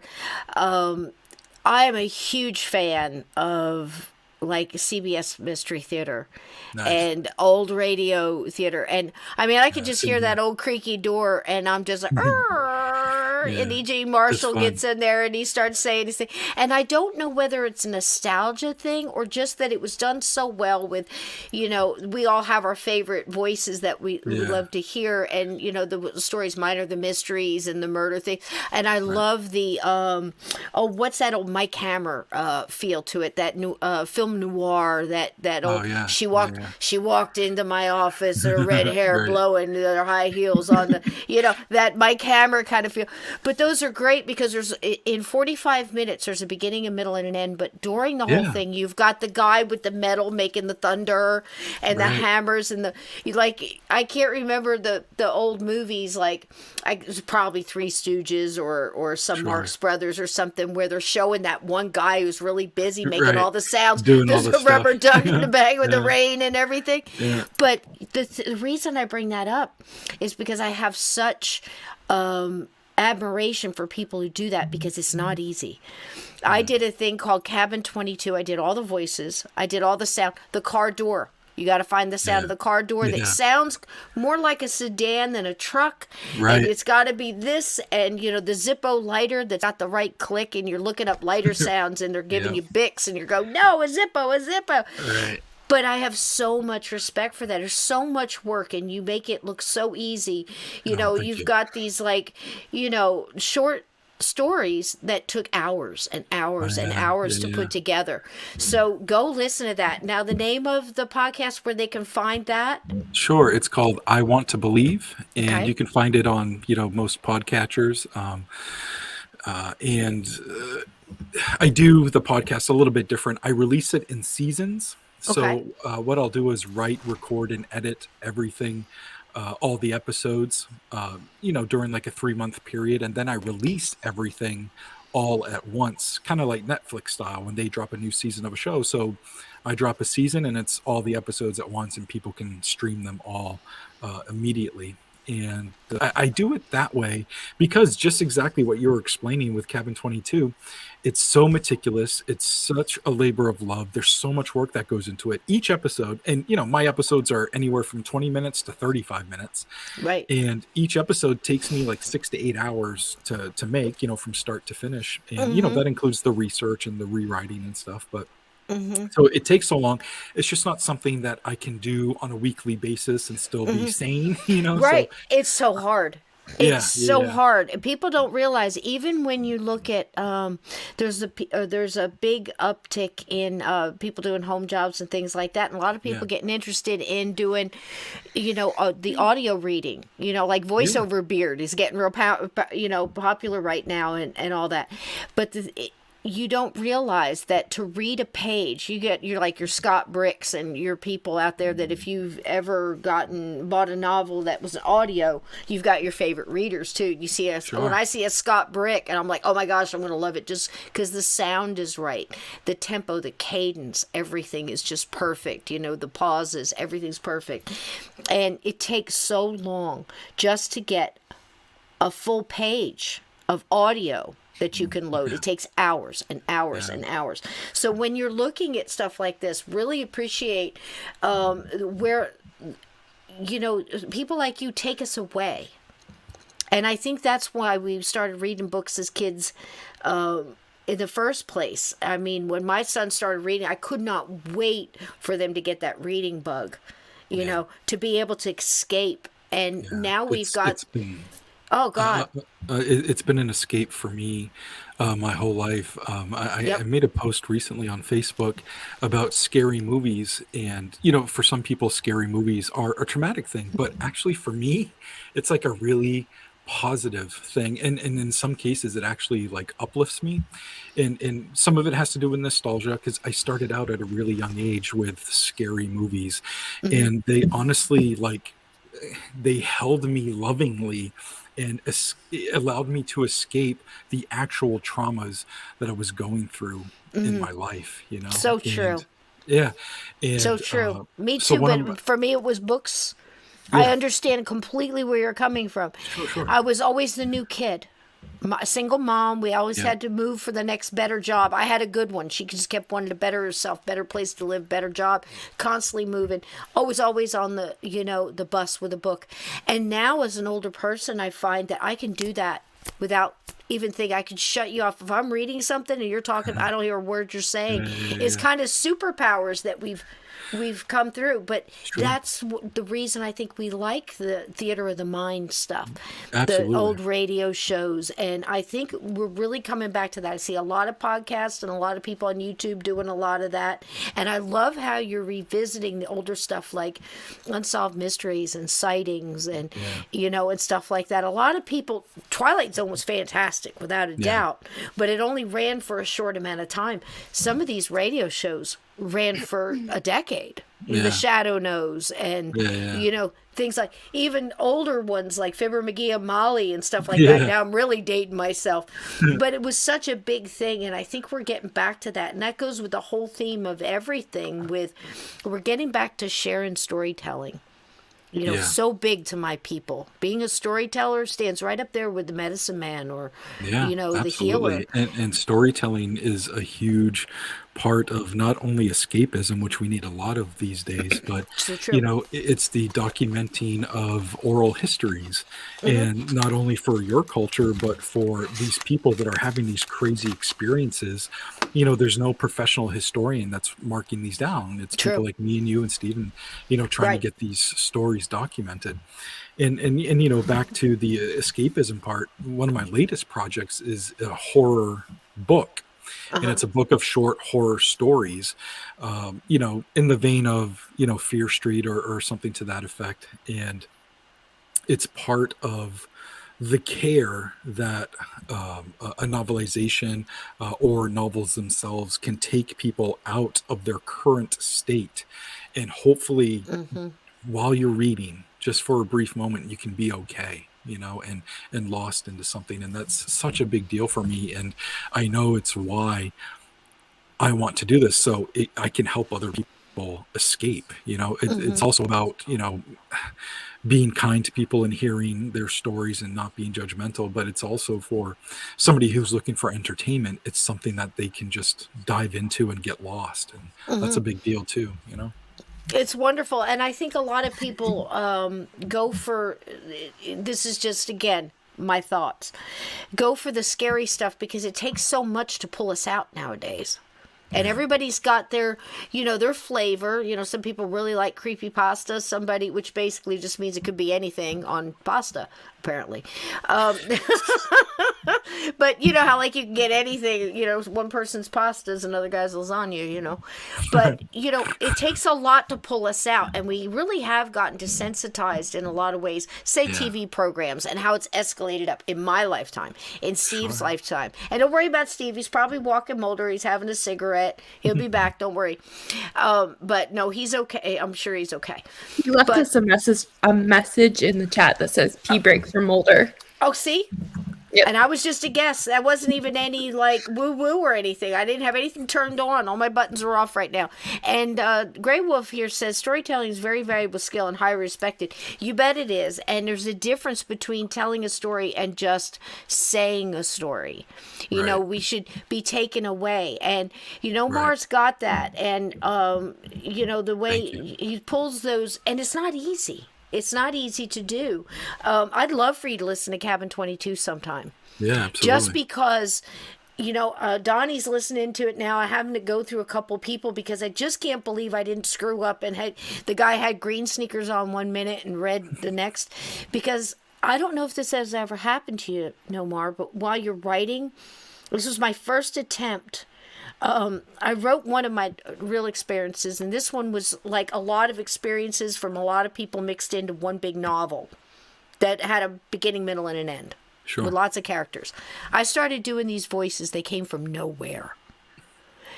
Then I would sit and start writing, and it would be like 3-4 pages, and I'd read it back to Steve, and I can't remember writing it.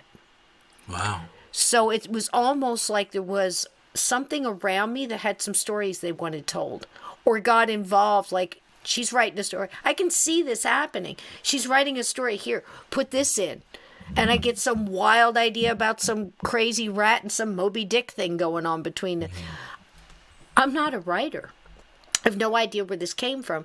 And I'm wondering if sometimes when you're writing that, if you ever had anything like that happen where you're just so involved in writing it and you come up for air and you're like, wow, where did that come from? Do you have that? I wouldn't say to the intense effect of what you just described, but I certainly will, you know, set my sights on writing. And then the next thing I know, 6 hours have passed. And, you know, I either have a lot written or I don't, whatever, but I've been lost in it that whole time, you know. But some intense stuff that happened while I was researching a book was when I was sitting with Mike Stevens, and we had two really long form interviews where I was getting all this information that he was providing. And as he was explaining a lot of these stories, I and I didn't know I was doing it at the time, but like I stopped taking notes. I was very pleased with myself that I was also recording them on audio so I wouldn't miss anything. But I would stop taking notes and I kind of would just like look past Mike and I would become Mike in the story.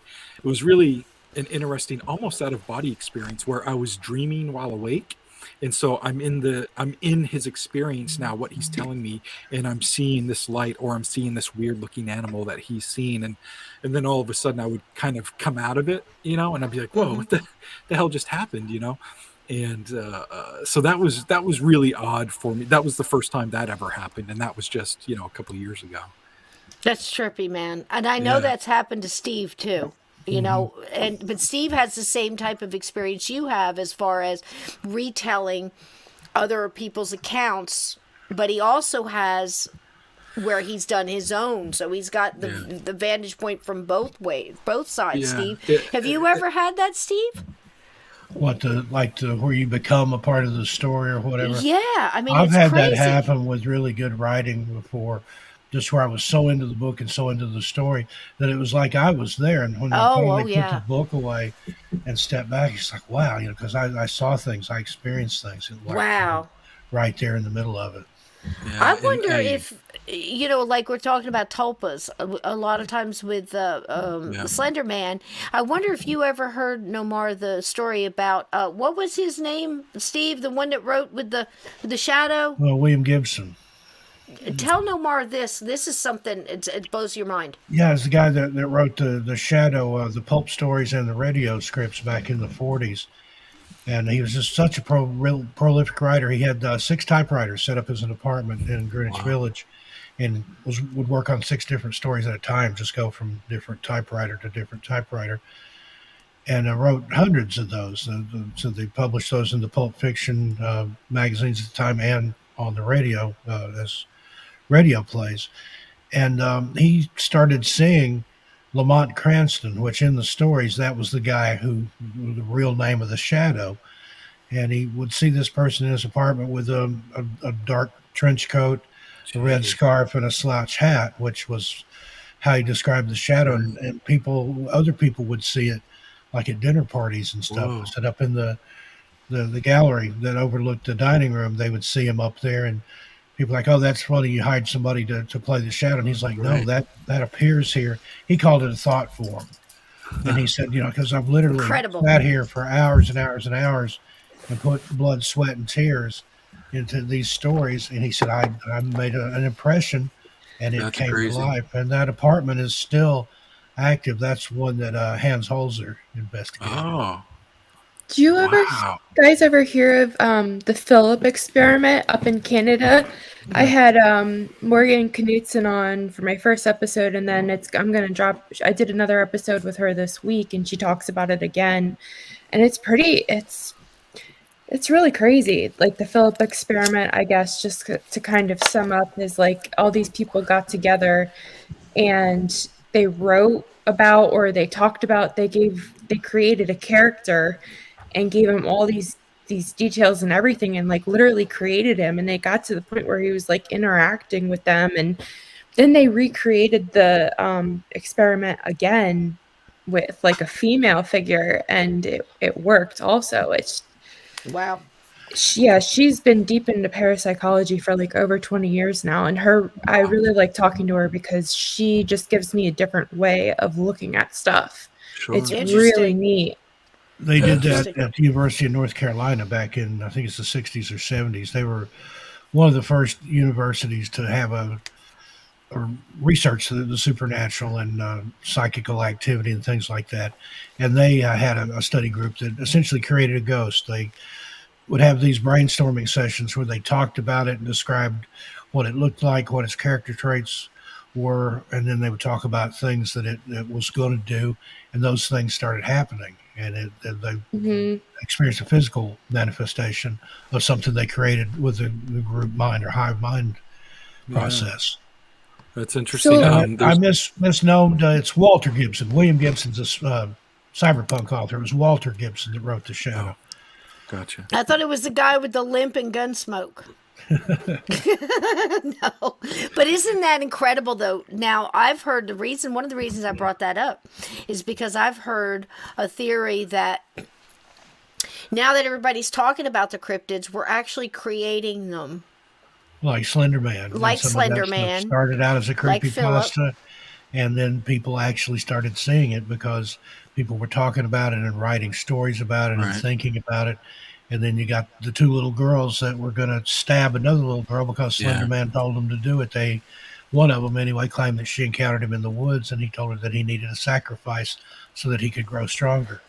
So was that really Slender Man, just created from people's thought process like a tulpa? Right. Was that some demon that took on the form of Slender Man because he knew the little girls would listen to him? Influencing the writer? Yeah, it's so Chicken strange. or the egg? Yeah. Chicken or the egg. And I mean, because the whole reason I brought up what was happening to me while I was writing is what if, whatever I was obviously influenced by something. Because I've come up with these characters out of nowhere, out of thin air, basically. And they were so real. And the way they spoke, there was something going on there, and words I wouldn't use, things like this. And I honestly picture a group of people behind me. Why not? That they would sit around and maybe writers themselves, maybe creative people themselves, and just had a little story to tell and mixed it up. I mean, any of this is possible. But if we are actually creating more cryptids, like we were talking a couple weeks ago about the rake.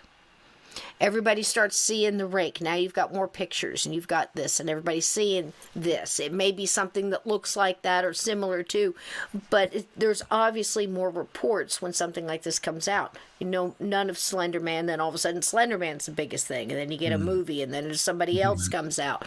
I don't know if where you're sitting in your thoughts about all the different creatures and accounts that people have had. Have you attempted at all to move them out in your own mind, not say much in a group, but in your own mind, in little groups? Like we hear about the praying mantis type aliens, we hear about gray all the time, and then we start hearing different types of grays, and it seems like they're more like the worker bees, and then there's somebody else that's kind of in charge, making everything go the way it's supposed to go.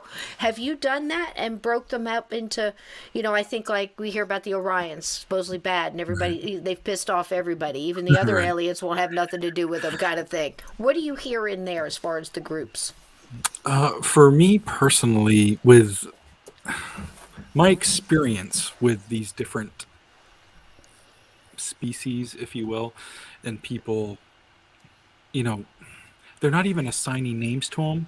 They're saying that those are the names that they are, like they're speaking in fact.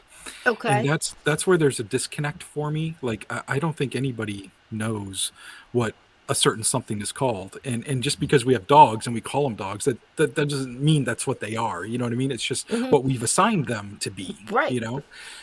So I don't take a whole lot of stock in the different groups that have been described in different books and things like that. Not that, they're wrong or anything like that, but from my own personal research, and when I talk to people, I don't try to be like, oh, this sounds like this type of alien, so it's probably from this type of group, and here's what you can expect. And because I think that's all BS. I don't think you can know what to expect. What happened was what happened, and it sometimes it does go with what some people said, and sometimes it doesn't go with what some people said. Like I have heard of these praying mantis stories, and they're friggin' fascinating, and I love them. And we're calling them praying mantis because that's how they're being described, perceived. yeah, exactly.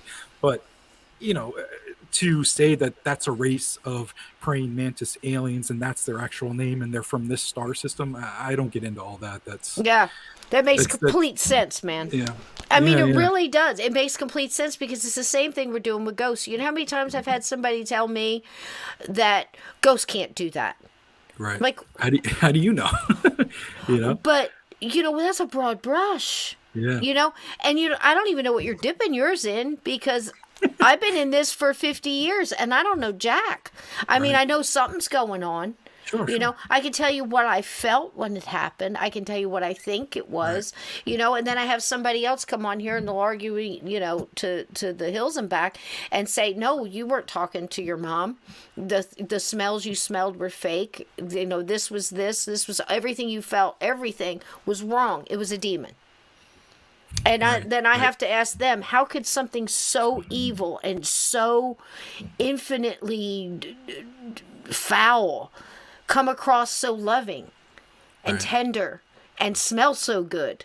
I mean, there's going to be a mistake somewhere. I'm going to feel it, like you said with the praying mantis and not putting them in groups. I'm really digging that because I wonder, is there no crossover? What if, some stronger race, for lack of a better way to put it, picked up some, a slave race? We do it. Right. Why wouldn't they? And how do you know they're together? And how do you know that if this one looks like this one, it's not, this one can be good and this one can be bad? We can. Mm-hmm. You see, it gets a little crazy when people are saying, this person, they're definitely from here and they came from this galaxy. And I think that goes on, man. I really do. But I don't think we're even scratching the surface. I think it can go sideways, upways, downways. Is it flat? Is it a globe? Is there a firmament? Is, all these questions coming out now. And we're basing our reaction to those things on what we personally know. I mean, and how else can be? Yeah, and that can also be dangerous for when people are trying to make these claims of, of where something is from, from like what galaxy or whatever, because they're feeling, for whatever reason, they've got that feeling or they have that belief for whatever reason, and that can be dangerous too. That's where misinformation can come from, and that has been playing in all aspects of the world we kind of live in right now, and for me personally, I trust people that are smarter than me, and that's the way I've chosen to live my life. To me, that seems completely rational, but somebody that's had schooling for 10 years and is truly, in fact, an expert in something, I tend to trust those people over some idiot on Facebook who said blah blah blah, and they have no degree in anything or lack the education. But that's what I'm choosing to do. That doesn't mean it's right or wrong. Well, it's like cooking, man. It's like cooking. Right. I know it sounds crazy, but think about it. Think of all the different foods, all the different cultures, all the different ways to use herbs and spices and put this with this. Some people like pineapple on pizza. And somebody else would say, oh my God, that's an abomination, Right. But it's true. Or somebody, and then you've got these people that are so into the bouquet of the wine and the nose of this and the hint of that. And, it really has to do with any of that. Because the way I make cupcakes, and I'll tell you, my chat right here, we call we baked up a nice batch of shut the fuck up cakes when trolls come in here, and we start talking about baking and stuff, and people will talk about, their famous recipe for this or that. I'm not a cook. All I can do is go by what they're saying. They're saying use this much flour, this much stuff, and I'm not going to mix it the way they do. They have a special mix for it. And I think that's the way all of this is. The paranormal, the supernatural. Some people are really into cryptids and odd things in the woods, like Steve, right? And, those wonderful, bringing up those wonderful stories so they won't die. You're doing the same thing with aliens and encounters and bringing these wonderful theaters of the mind together. And Laura's doing it through her podcast and talking to interesting people. I'm out here just, goofing off and trying to get through technical difficulties and trying to make a nice place where people can talk about these experiences. So I'm going to tell you now, chat, many times in here, and I know on Steve's show too, you guys are saying you have wonderful stories. Please, please, please.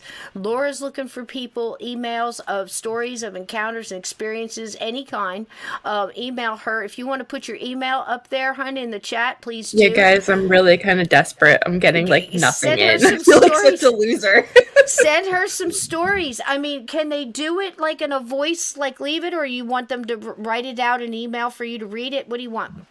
I don't think that they can do that. I don't think the just write it out and you'll read file it. would fit if they they could totally send me a voice chat, but I don't know that they would even be able to do that. You could all I don't just think write it out really... and she'll read it, or tell her the story and get with her. Maybe you could be on the podcast and just you don't have to show your face.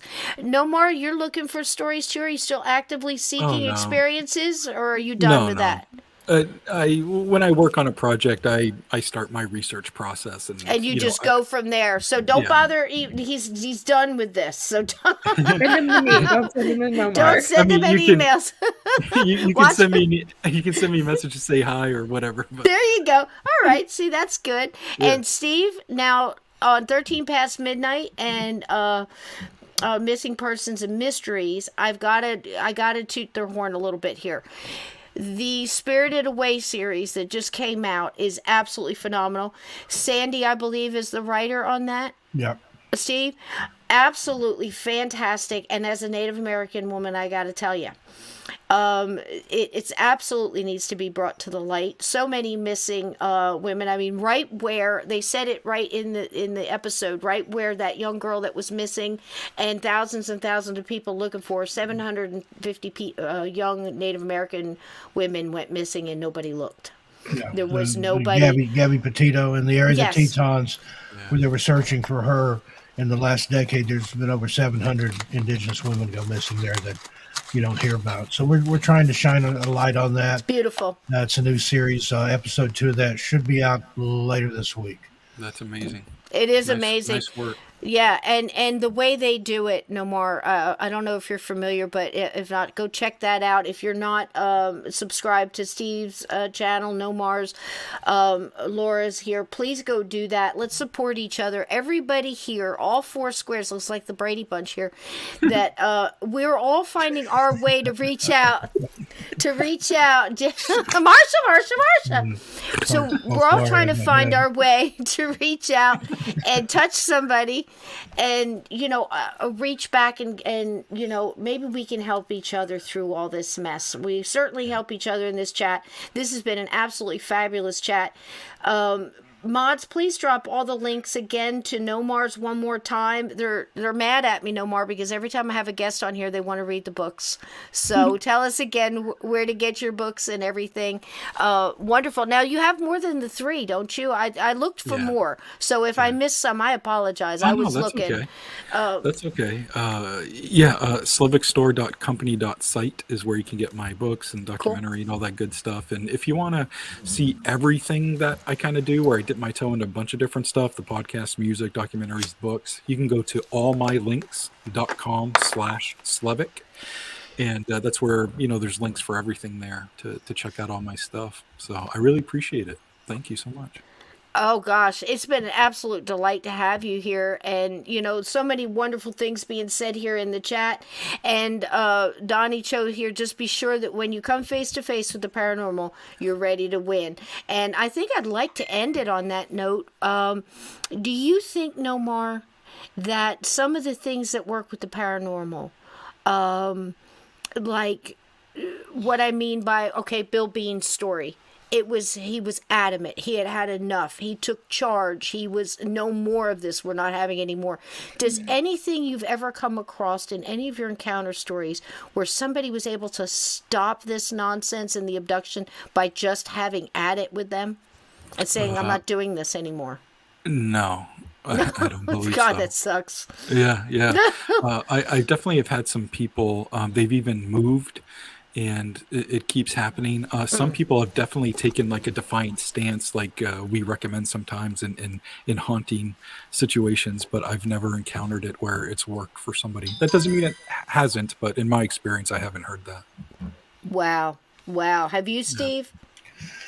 Not so much. It's just one of those things, again, and there's so many different people with different stories, and every story is unique and different Yeah. in its own way. There are some similarities, but I think everyone is still unique. I've never heard of anybody that had exactly the same experience, even themselves from one time to the next or within the same family, things like that. There's enough variety and stuff out there that just, I think that just adds to the realness of it. It's not some Yeah. kind of cookie cutter thing where everybody that experiences, say, Mothman experiences it the same way. There's similarities, but there's differences. Yeah, like the creature might be described similar, but the actual experience, the encounter, they're all vastly different, you know. Some people just saw it. It chased other people. Right. The two couples, the first people that saw it, I think, chased them in their car. They were driving like 100 miles an hour trying to get away from it, and the thing is keeping up with them. So it's just, it's again, it's every experience is just unique as the person that have it. It's like the old story about the blind men describing an elephant. They're all approaching it from a different side, so it's different for each. Yeah, and if I can leave any kind of lasting impression here, it's to be kind. You know, people are going through stuff, and just be kind. You know. So true. Absolutely wise words. I mean, everybody's going through something, and if we could just do that, if we could just be the light in all this darkness. We're talking flipping about it tonight, and we touched on a lot of the feelings of this young couple that's still going through it. And you just heard Nomar and everybody here say that there's nothing, we don't know of any weapon to fight this. This is truly the unseen thing. This is the Billy Jack of the paranormal. I'm going to whack you in the left side of your face with my right foot. There's not going to be a damn thing you can do about it. That's what we're sitting in here with these abductions and everything else. So like Nomar said, let's be kind to one another. You don't know that, maybe the jerk that cut you off in traffic is being abducted and doesn't know how to deal with it on a Monday afternoon. So let's be nice to each other. Nomar, thank you so much. Thank you so much. This 2 hours has gone by so fast. We only had one Mulder pee break. God bless him. Apologize to Mulder for me. And Fluffy is doing okay after his noggin got knocked. I just touched you with my that's foot. What she says now. We saw it here, God, folks. no. Listen, if I would have, you would have seen me get very upset. I would have cried with you, sweetheart. We're kind of animals here. Absolutely. Thank you so much to everybody. This wonderful chat. Nomar, please come back again. It's been wonderful talking to you. Steve, as always, love you, man. Monday Madness wouldn't be the same without you. Nomar and Laura here. Yeah, I look forward to it. I can't wait for Mondays. Yeah, it's always cool to be on with Steve. So thanks so much for coming on. And Cisco, thanks for having me. And Laura, it's been a pleasure. I love you to death, Laura. Thank you so much, Laura, for introducing us all. And there you go, chat. Everybody have a good night. Be kind to each other. Plenty of bacon. Get it now while you still get a pound for a pound price. And stock up on the bacon because, listen, there's some bacon you can cook it and dry it. It's like jerky. It'll keep, man. So hang on to your bacon. Love you all. Be kind to each other. And we are out of here. Keep your closet doors shut. And keep your feet under the covers because there are things that go bump in the night. Good night, everybody. Thanks, guys, so much. Here we go. Out we are. Good night.